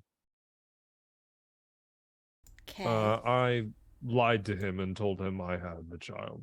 Well, I when mean, did technically not. you do now. I do now. So going to our home may not be the best idea. I do have a safe house on the outskirts of the city that we can all go until the reset. Laz, what do you think? Safe house. I mean, we could just go back to mom and dad's. Mom is still there. She's probably called the police or something. I mean, The that's good. police won't be a problem. No, they won't. Oh, no, as in I can make a phone call and they won't arrive. Oh, I thought I was gonna get to break more necks. We do have to sleep sometime. All right, fine.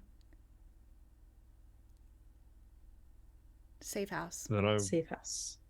safe house. Very Safe well. house. I said it too. Yeah, you did, kid. Uh, I'm gonna text Bo what we're up to. yeah. And then Aquinas will text Bo the address of the safe house and then give the directions to Lazarus. Going to an old, what seems like an old abandoned auto factory in the industrial district on the outskirts, and into a bunker. Wonderful. I should step in briefly before anyone else does. There are a few things I need to clean up. All Okay, right. we'll stay back with the kid. And with that, you all conjole together. Bo, you do meet them up at the safe house. I will say, for a timing sake, since we have a guest that I would like to get to, you all blah information at each other. Is there anything that is withheld from the rest of the group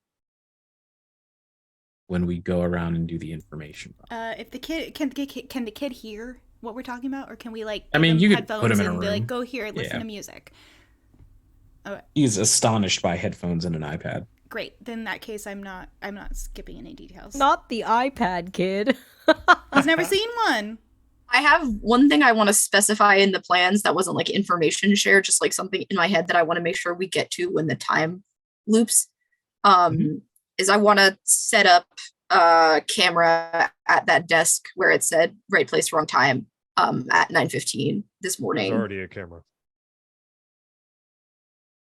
He does have And a we camera didn't check watching his it? desk. We did check it. We There's did, and there was nothing. Oh. Or I guess it might not have happened yet when. Okay, never mind. Oh, wait, that actually answers. Okay, go on. Go on. Connections drawn, dots. Yes, well, if that is it for the evening, the time will tick ever closer toward. Does anyone try to stay up until 7:15? Or do you all just go to bed? I think Eden stays awake as long as the kid's awake. He goes to sleep like you find him asleep with the iPad in hand and like the headphones on. He's fucking passed out. Okay, and Eden's gonna find his spot like as close as possible to the kid and lay down. Okay. Like as close Gotcha. as possible without it being weird. Sure. Anybody who would like to try and stay awake until 7:15, roll me a willpower check. So you're just going to roll as many die as you have willpower currently. If no one else That- is going to do it, I will do it. Aquinas is doing it. Okay. I have a text that I want to send out before time moves also. Sure. And we're looking for successes. Yes. Yep.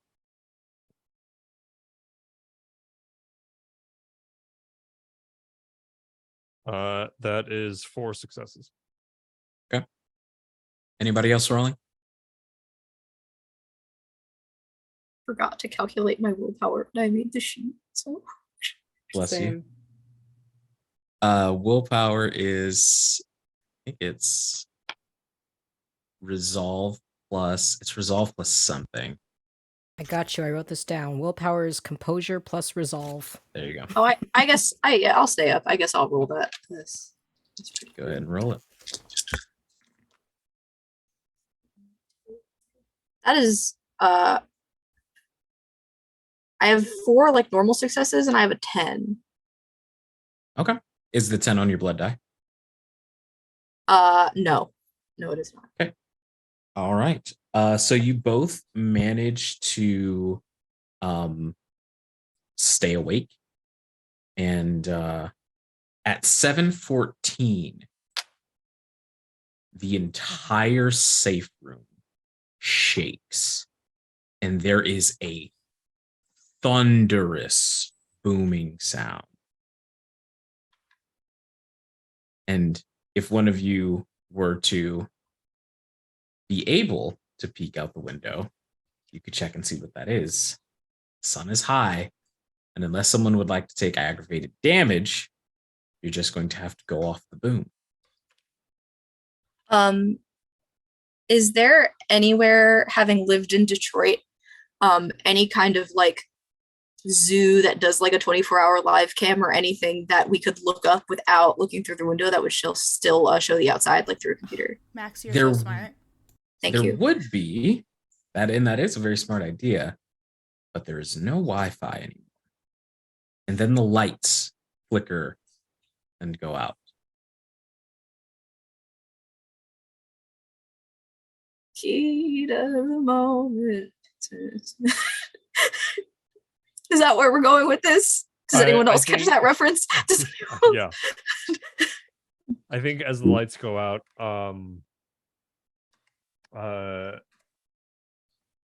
the Aquinas's eyes go to Eyes of the Beast, and they kind of glow a little bit, and he just looks over a bow and says, "I don't think that looking out the window is a good idea. Experience think is I important, would- but like to not open that curtain as well. I'm with you. very good." And as you sit in silence, you begin to drift off. You begin to drift off to sleep. Actually, Jay, disregard what I just said and make me a willpower roll. And DM me what you get. You all, or you both? Quick question. Do I still Yes. include a hunger dice for the willpower roll? Yes. Okay, thanks. you both begin to drift off to sleep as the clock ticks from 7:13 to 14 to 15. And as you are swimming through the black and red voidal space, the closest that you can get to sleep, you all feel stiff as you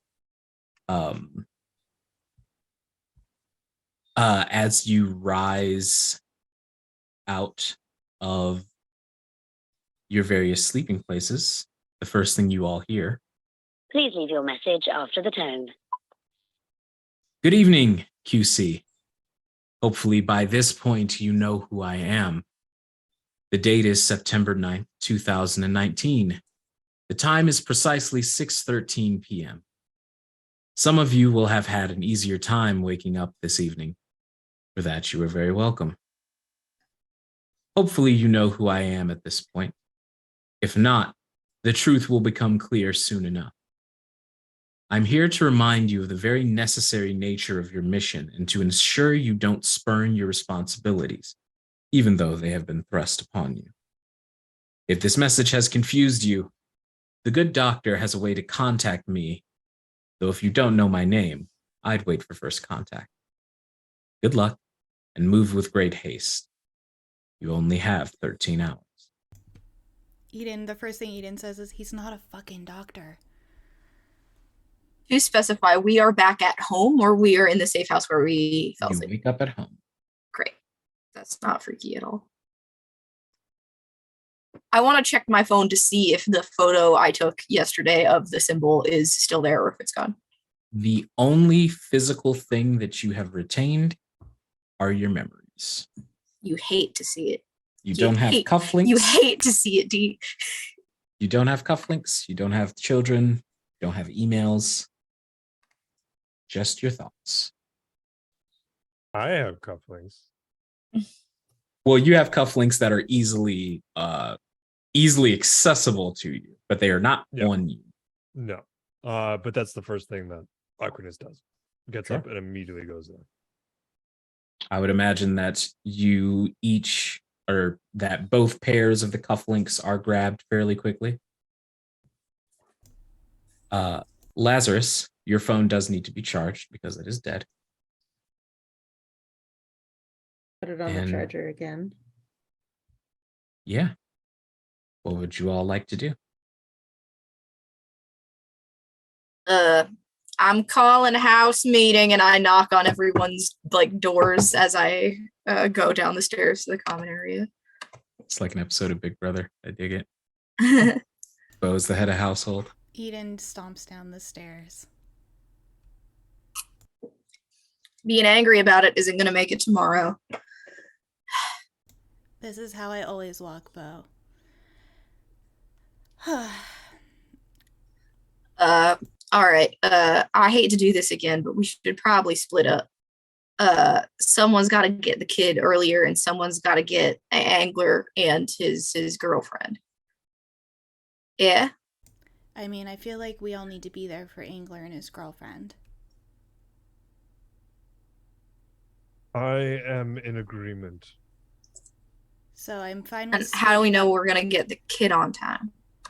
We'll have to be quick. We gotta do both fast. It's not wasting any time. You have those cufflinks? They're on. There are 2 sets in the house, so that gives us 4 total. Yeah, currently. All right, that's so pretty we need good. to get the other cufflinks from the nightclub. We need to get.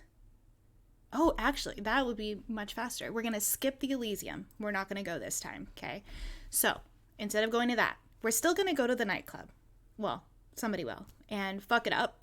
Get the cufflinks. Take your picture. So then when you can still text Krilla and be like, "Hey, look what I did. Heard that this was the place you wanted." Then you still get your dick appointment. The rest of us. No, I don't. I would like. Okay, as much as I would like that again, I really don't need it, and maybe we can do it when it becomes the 10th.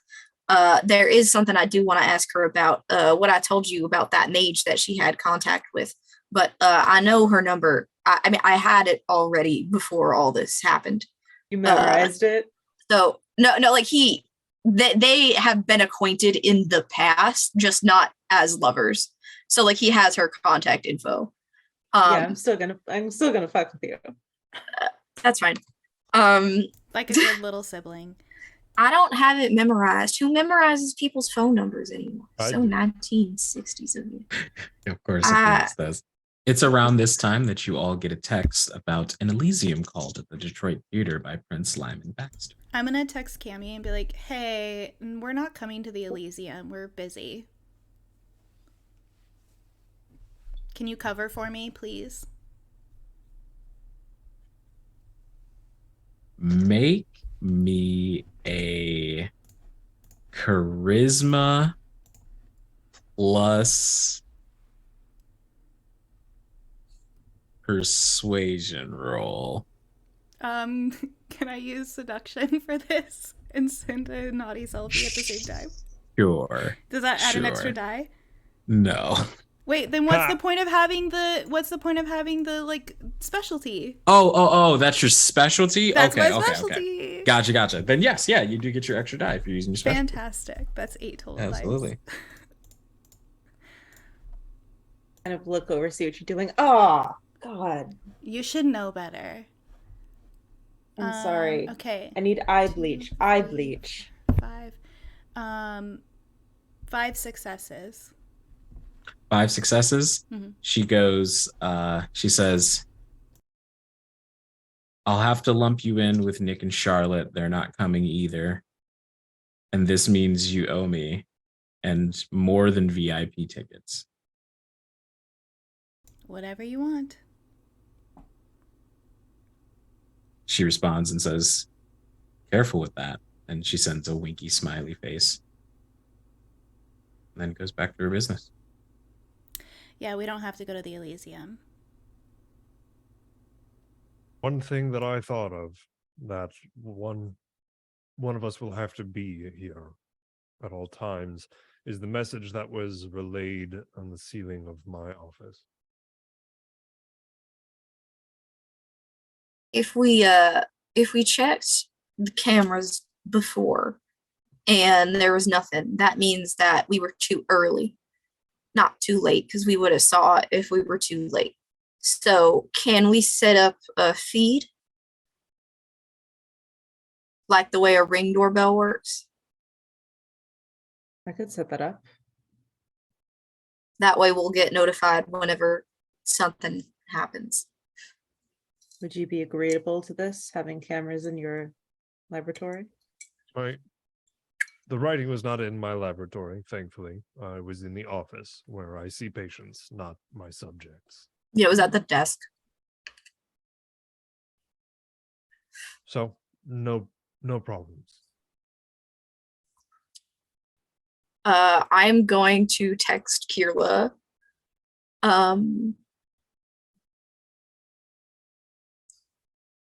Hey, I was hoping to see you at Elysium, but being dragged out and I have to miss it. Was wondering if I could bother you for a favor, ... and maybe some of your time next weekend, ? Roll persuasion plus charisma. You got it, boss.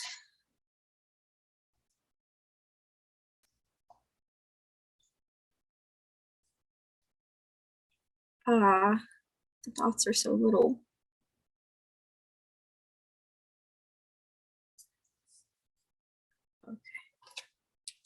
Okay. That is 2 successes. With 2 successes, I only had 2 dice, to be fair. Sure. The message that you get back is a rather short one that says, I prefer to discuss favors in person, but we'll make time for each other, cute boy. Can you ring me once Elysium's done? Sure. All right, that settles that. So boy first, nightclub second. If we want to get the Fair. cufflinks, we need to go to the nightclub. If we don't care, then we don't need them. Don't we need to get Nick and Charlotte first? I think that's our priority. The kid's fine up until 10:15, so we I think, are we really going to use 4 cufflinks within like the first few hours? I We don't can think go so. get more of them afterwards. Right. So I'm thinking what we should be doing is taking care of Nick and Charlotte, then the kid, then the cufflinks. If we save them from whatever it is they are exactly in danger of, maybe they'll be willing to help us. They might technically owe us a boon that way. I don't know what kind of people they are, though. I'm also very persuasive, even with kindred. Yeah, but they're anarchs. You think that awe doesn't work on anarchs? Not that. I just don't know if your darling charms will work on them quite as well. To be quite honest, the 4 of us act more like anarchs than we do otherwise. Bo, you Speak move from for place yourself. to place. I do my research. Eden and Lazarus travel across the country performing. We're not necessarily the most pristine subjects. Our loyalties lie to ourselves, which is why we work well together. So, I think we will have a great deal in common with these 2. We just need to find them before they are disposed of. So we know Nick and Charlotte, right? Because they've been spies. Yes. Do I have their number? Would you take the number of a power-hungry Toreador who thinks she's more important than she is? I feel like that's an obvious answer. Yeah. How hot is she? She's pretty cute. Well, I can show go. you art of Charlotte. Your answer is had. Eden definitely has her number. All right. And Awkwardness definitely has Nick's. Sure. I'm gonna call her. Straight to voicemail. I'm going to send a text message. Mm-hmm. Hey, you need to call me back as soon as possible. You get a reply text message that says, I'm guessing you're one of the Camarilla tosspots she betrayed us for. That's rough, buddy. Eden's gonna say right back a simple no. Because it's true, she's not.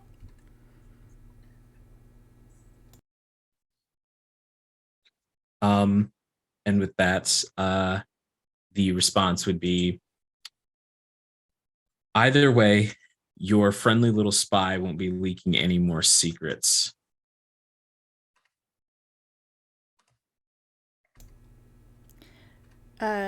Eden relays the message. She can't be dead already, right?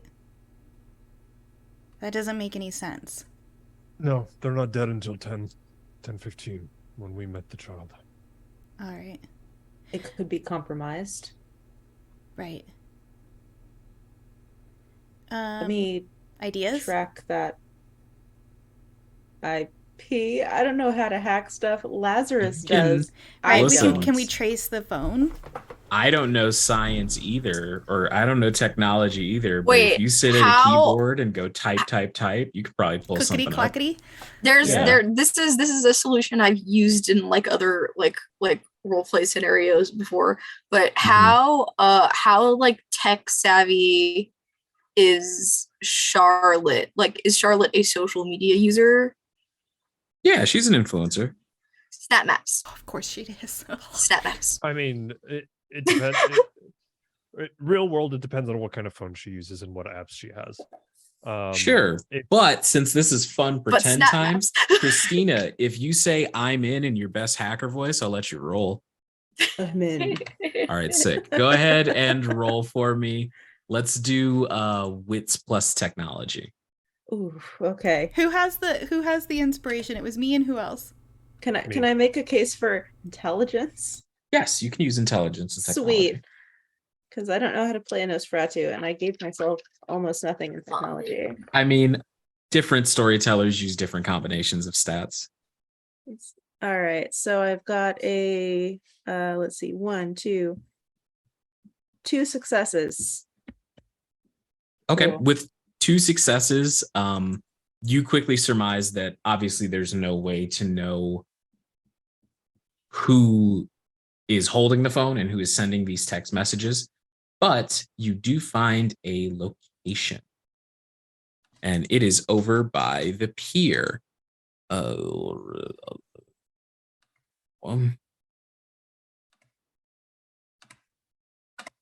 it into the GPS.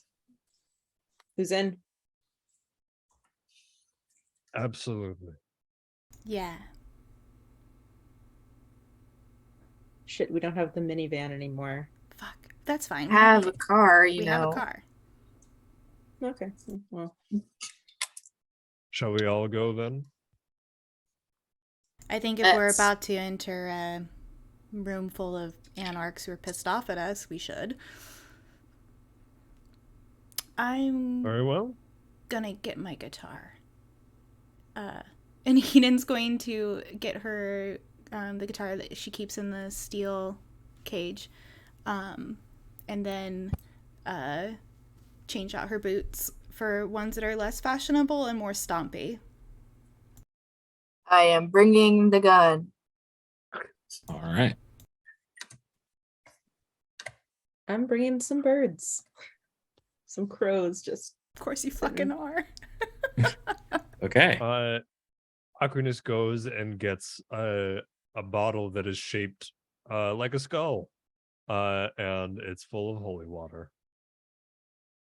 Fantastic. Of course, Love it's it, shaped love like it, love it. like a fucking skull. Next What a MCR creep. merch drop. All right.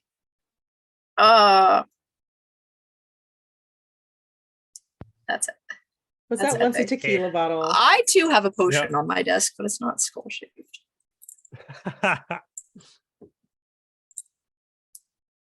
All right, let's do this. Yeah. Is Bo We driving? can go there. I'm driving. It's my car. What kind of car does Bo drive? Yeah. I need to know. Are there like the horns on the front?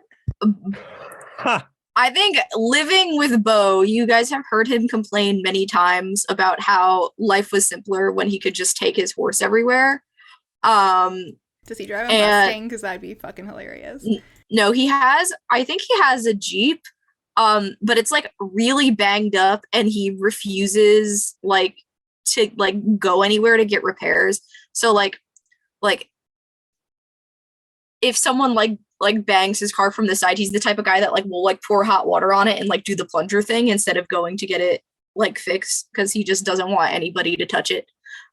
So it's probably pretty old, but it runs.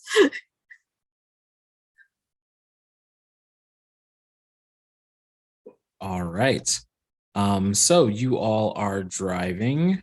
Give me 1 second. Yes, let's go with the last thing you said, Jay. You do that. That conversation is had, and you are where you are now. So you all begin to pull up to the pier. It is Warehouse 37 that you saw, and you do see that there is another car that is parked outside of the warehouse. The doors to the warehouse, by the way, are open. And does anybody have the heightened senses discipline?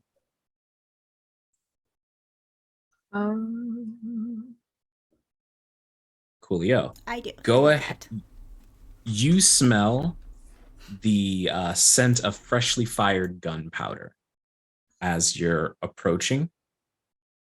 And the car that is elegantly, all things considered, parked outside of Warehouse 37 is a black Chrysler 300.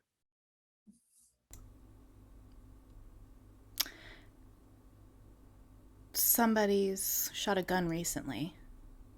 So early in the morning. I This mean, is here the evening. specifically. Oh, yeah. I forget. It's not for everyone else. You Also, want me you to have send some eyes in? would be preferable. And Aquinas is just going to get busy vandalizing the car so that it cannot operate. Okay. Wait, I was gonna go try to talk to we- whoever's in the car. Are we is the car aware running? of No. are like us as the people that live with you, are we aware of like whatever police string that you like have to pull? Yeah. Aquinas has used it before. Can you check the police radio to see if they got anything on something going on here? I can. And I can Aquinas go will inside because I have obfuscate, which I can never say right. So Can I talk to whoever's in So- the car? There's currently no one in the car, it's parked. Yeah. parked and off. It's still a little warm though. So Lazarus is sending one of their lovely birds, and Yeah, I'm gonna Bo pull- is. Go ahead. I'm gonna pull the. I imagine they're kind of like clinging to their like their mesh shirt. I'm just gonna pull one off and look at its eyes, and I'm gonna do a feral whispers, and ask the bird to tell me what's inside, and just fling it towards the warehouse. So as you whisper these infernal chitterings, the bird looks back and goes, ah! And then makes its way off into the warehouse, closely followed by Bo, who has cloaked themselves in shadow. As you look in, it is the definition of organized chaos. There are blood splatters everywhere, but certain parts of the room have been kept particularly clean. Specifically, a intimidating woman, though she is slight, with this sort of slicked back, raven-colored hair, these tight driver's gloves on, and she's putting away a silenced pistol, which she stops when she's hears a car approaching, and she's sort of looking in that direction. And standing beside them, probably getting some dust off of their coats before they replace it onto their shoulders, you see the previously described primogen of the Ventru in San Francisco, who is currently speaking to a very bedraggled looking Charlotte, who is mediocrely splattered in blood and is currently using some of her Toreador hypnotic powers to keep Nick calm while she wraps his arm, well, what is left of his arm, as she wraps it in bandages. Okay, so I will text the group. Eyes on Charlotte and Nick. Nick's down an arm. 2 more people here don't recognize them. Oh, the moment the text comes about Nick having lost an arm, Aquinas stops what he's doing and goes in and just doesn't care about being seen. Oh, great. Yeah. And cool. it is around this time that Nim is going to shoot at that bird, because she knows that Kindred can use animals as familiars. And she's like, oh, that's not good. Someone trying to see us. So go ahead and roll. You can use your stats since this is your familiar. Lazarus, go ahead and roll for me let's call it animal kin plus dexterity.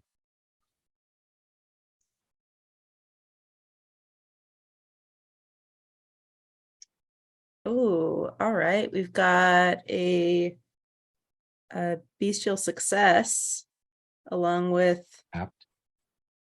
5 more successes. So 6 Okay. successes, one of them bestial. Ooh. Fantastic. So it is easy enough for you to essentially like turn your bird, like have your familiar duck back out of the warehouse. It zooms past Aquinus as you very coldly just walk into the warehouse. Sirana, you see this disheveled, odd man person just step into the warehouse. Disheveled. I was gonna say, is he disheveled? I thought they were like the opposite of disheveled. Yes, Yeah. no, it's very, very Put together. disheveled is a poor word. Yes, yes. Creepy? Uh, Is creepy the Aquinus- word I you was were looking for? I was trying to Because just creepy not, is the not word you should be just looking say for. creepy. Oh, once I see Acunis go in, I'm gonna, oh shit, not gonna go around to the door to like follow him in if he's not doing anything too obscure with himself. Yeah. Aquinus looks like an on-call doctor in a hospital, so he's not like super well put together, but it looks like he's there to work. His hair is slicked back, and his facial features are a little bit too angular. It's to the point of being a little unnatural that if you look at him too long, it's uncanny valley. And he always has a 1,000-yard stare. And he says, "My friend is injured. I wish to help. I have the experience to assist. If you would Who are you? let me." My name is Aquinas. You know them? I do. Serana makes no move to stop you, but they are definitely like looking you up and down with the very critical eye. I don't think it's on my sheet D, but I've been operating under that Aquinas. It's very clear that he is, even to other kindred, a predator. He sees most people Yes, as yes. as I think that's fairly easy to ascertain. This Aquinas is not, he does not look like a good person. He just gives off the vibe of like this person is a little dangerous. Gotcha. Then never mind.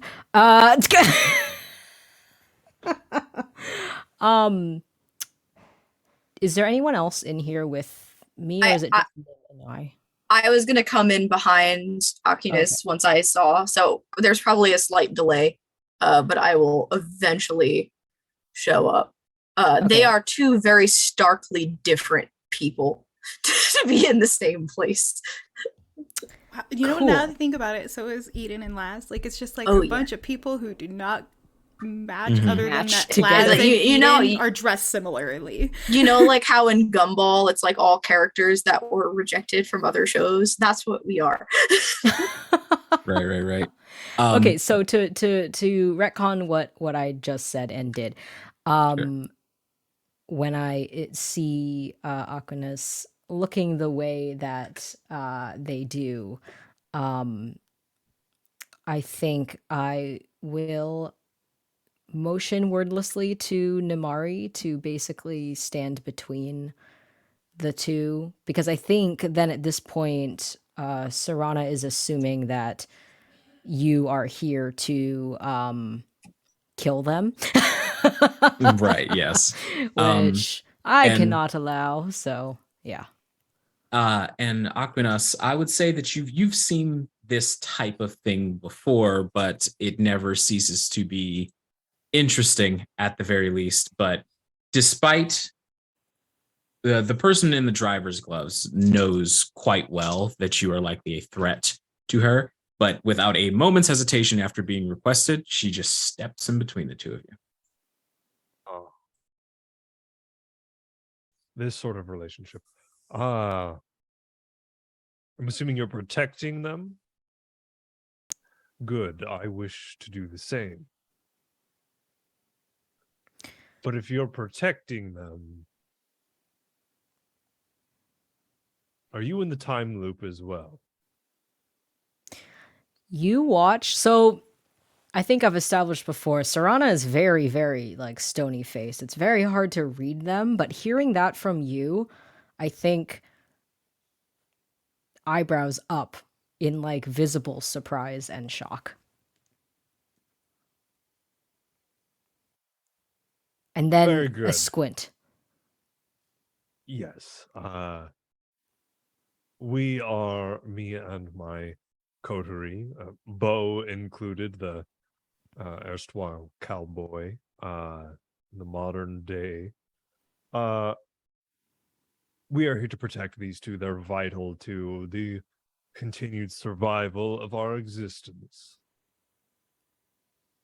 If I can arrive at this point, going immediately into damage control mode. Be like, If Laz is narrating and I know that there's a social interaction happening, then Eden would also go inside. Yes, you can all make your way in without any issue. I come in, I'm just gonna have my bird just like cradled like a baby. Like a baby. Yeah. Eden's gonna just saddle up next to Bo.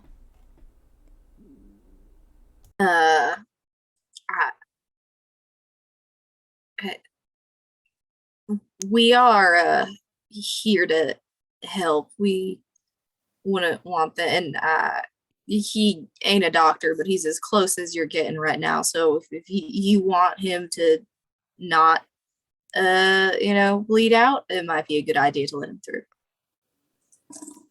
Aquinas? And you see Charlotte turns her head and goes, Yes, he's a friend. This is perfect timing. You know them? Hi, Charlotte. Hi, Eden. Yes, I know them. All right. Hi, Lazarus. Hi. Really? Eden, you know this about Charlotte, and Lazarus, you would probably also. Well, maybe Lazarus doesn't realize it, but Charlotte flirts with Lazarus fairly often. I think if they know it, they don't want to acknowledge it. They're like, it's monster fucker o'clock. You are making fun of me. Like, it is. Listen, it's not over their head, but they're like, oh God. Toreadors find one specific thing very beautiful, and to Charlotte, it is Nosferatu. So Aquinas, I assume you approach and begin undoing Charlotte's very messy work and doing it better. Yes, absolutely. Of course. Medicine. No role required. You are a trained person. Medic. Yeah. Not a doctor. Not a doctor. So Charlotte, close to being a doctor. So close.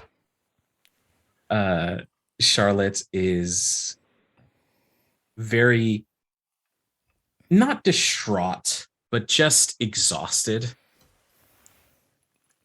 And she says, thank you.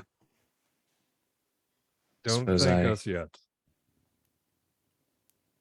Wow. Who all of you are...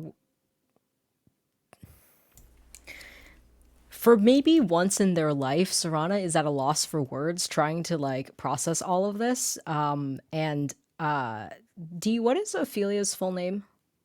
Ophelia Justine. Ophelia she Justine. Calls herself the director. The director.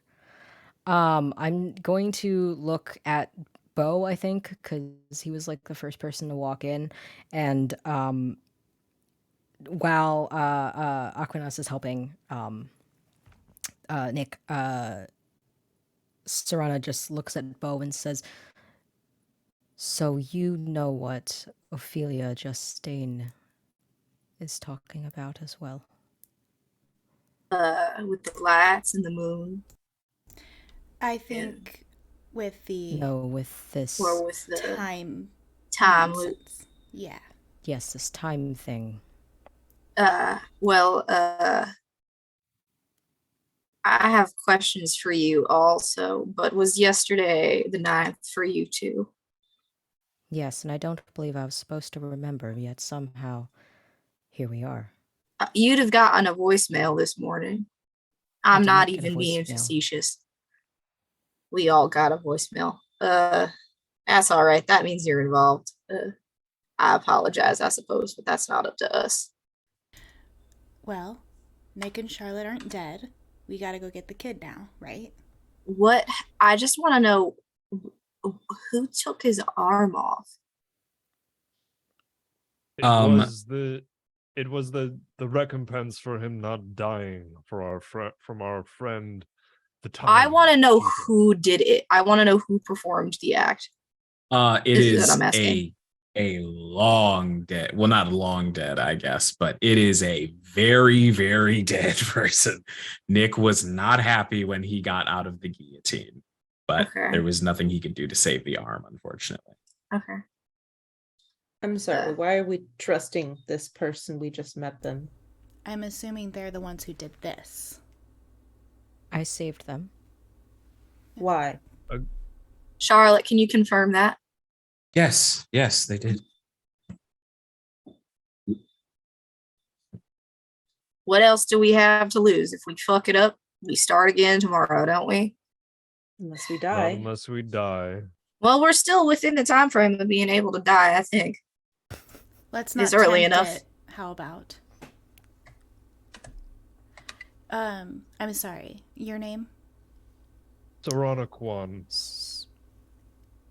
I mean, I can introduce I myself. didn't Thank you ask very much. you. Oh, apologies. I'm gonna turn to Eden and introduce myself. I will extend a hand to shake, and I will just say, as stated by your friend, I am Sarana Kwan, Ventru Primogen of San Francisco. He's not my friend.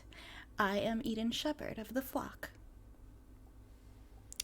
Eden Shepherd.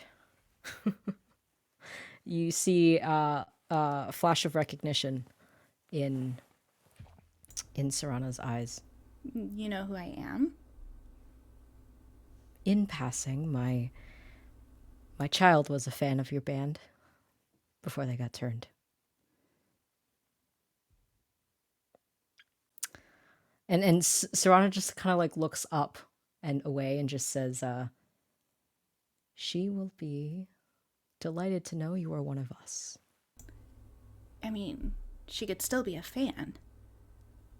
Our shows are actually quite more fun. She still is, I believe. Well, if we're ever out your way, I'll make sure you know so that she can have VIP tickets. I'm sure she would love that.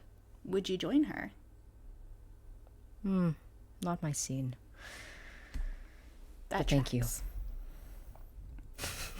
I don't mean to interrupt, but we do have quite a bit to do today.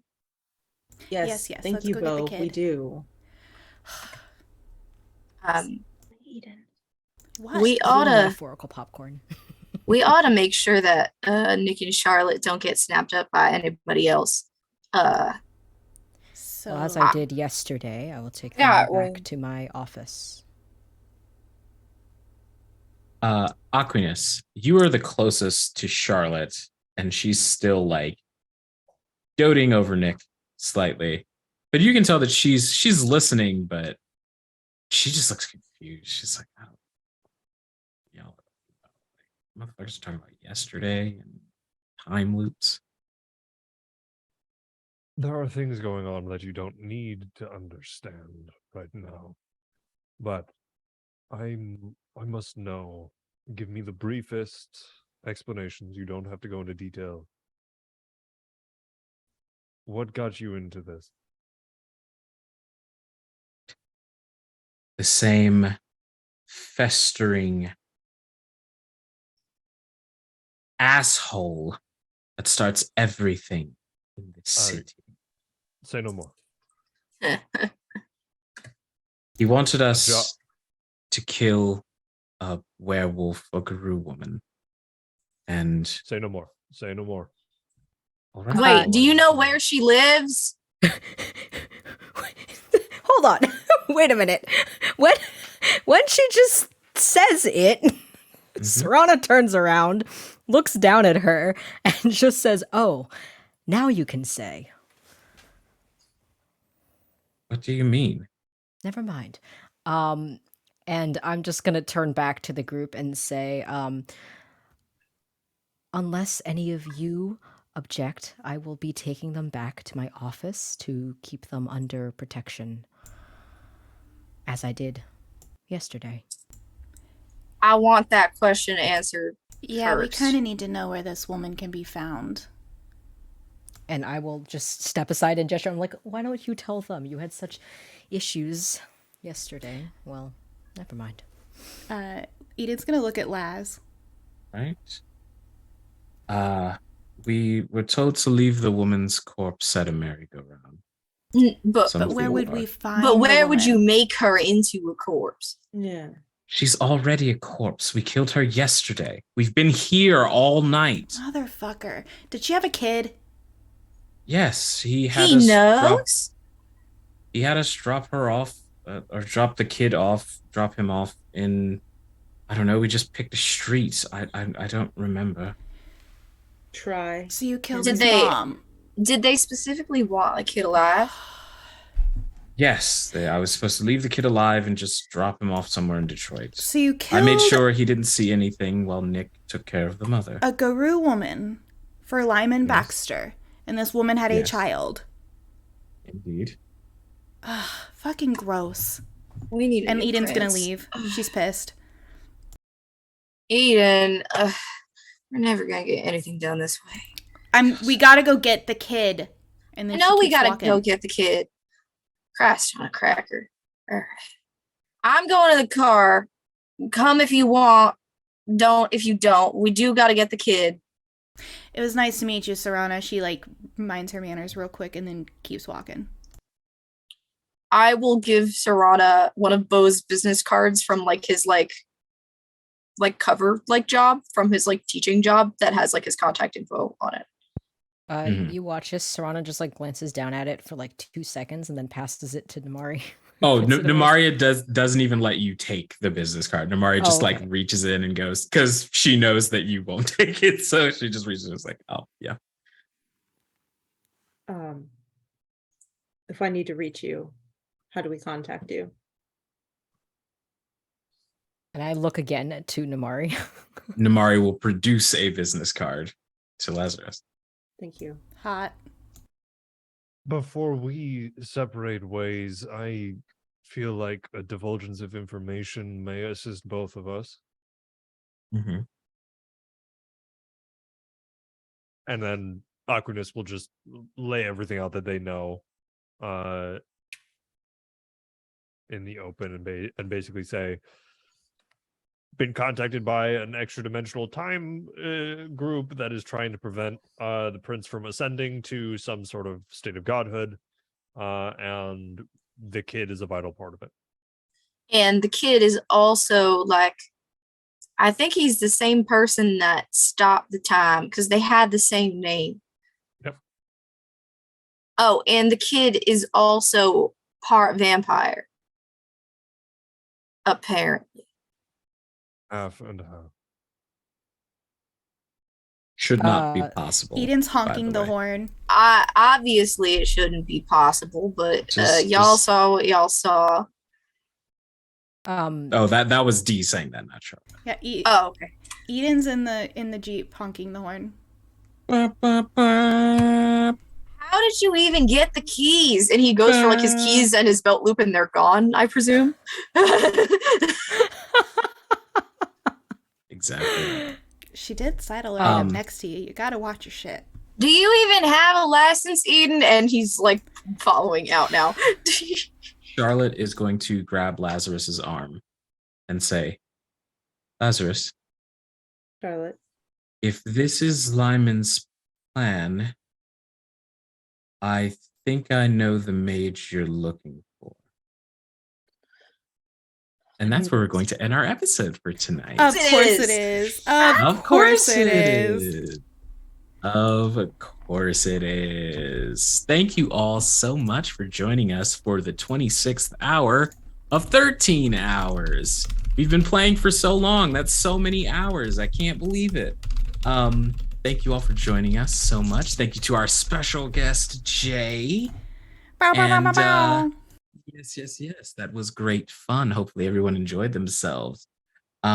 So we are going to do some outros, and we are going to start with the aforementioned guest. Jay, where can people find you? Thank you so much for having me. My name is Jay. I use they, them. You can find me on Twitter at Nolawoo and at Noladraws if you'd like to see my art. I am a professional illustrator and art director working full-time in tabletop RPGs. Besides that, I'm also a voice actor, a sensitivity reader and cultural consultant, TTRPG content creator, and actual play stream performer. The best way to keep up with all of this stuff that I am doing is to just follow my socials. I will post stuff there, and I am just so excited to have gotten to play this game for the first time, and I hope to maybe be back again. Good. Yes, welcome to the world of darkness. Hopefully you enjoyed the system. We are going to slide right along to the lovely, never disheveled Aquinas. Good evening. My name is Cameron Blair. You can find me on Twitter at worldsmith_cam. I am a writer, tabletop role-playing game designer, performer, a voice actor, activist, all those different things. This is my big project right now, with a few things that are a secret in the work. But so you can follow me on socials to see what I'm up to and get a little slice of my mind palace. Fantastic. And then we're going to slide up the middle to everyone's favorite bird parent. It's Lazarus. Hi, everyone. I'm Christina. I use any pronouns, and you can find me over on Twitter at D20xtina. I am a writer. I am a GM. I'm a performer, and I love vampires, and I like scary shit. So this is the time of the year when my power is at its highest. So I don't know what that means. I just wanted to say it. So go out, be scary. Amazing. 10 out of 10. And next up, we have everyone's favorite himbo. It's Bo. Oh, that's me. Yeah, it sure is. You put the bow in himbo. I was like waiting for my name. My name is Max. You can find me anywhere that I want you to find me on the internet at Arcane Goth. In real life, you can find me at Collecticon Denver last night with my real job, which is playing with Pokemon cards. I am mad overbooked right now, and I don't think I can talk about any of it. You should follow our friend Shadow Ace's new channel, Take Your Role, for BIPOC-centered storytelling and AP stuff in the near future. Indeed. And speaking of indeed, hello, my name is D. I am a voice actor, streamer, musician, professional GM all across the internet. I am a cosmic demon here to take your dreams and stir your soul. I will steal your pronouns if you get too close. Be wary, straights. In addition to all of that nonsense, I did this thing. This is 13 hours. I wrote this thing. Anytime you see me GM something across the internet, it is all an interconnected universe. So if you want the full story about certain things that will not be answered by the end of this campaign, you should check out other things, specifically Lost in Miami, which is another wonderful vampire game that I did here on TTRPG. Maybe you'll pick up on some Easter eggs I hid in here that Lazarus and Ethan did not notice this episode that were direct references to Lost in Miami. Either way. Wait, what? Either way, Thank you so much for joining us, and I'm going to kick it over to Nikki to take us out. Okay, after we wrap, you have to tell Yeah. me. Hey, I'm Nikki, and I am a queer educator, TTRPG streamer, talk show host. This month on the talk show, we have Jen Vaughn. Super excited to talk to them. You can find me everywhere as Halfling_Nikki. And if you would like a smooch, you can eat a whole tulip head, or you can buy me something off of my throne wish list. And then if I ever see you in person, you will get one whole smooch. So yeah, that's a thing that's happening. And this is the show we have going right now, but we have more coming in October, so keep an eye out for some spooky games, including our haunt and other things that may be happening as well that I can't talk about yet. So that's it. If you want to chat with us, join the Discord, and we will see you on the internet.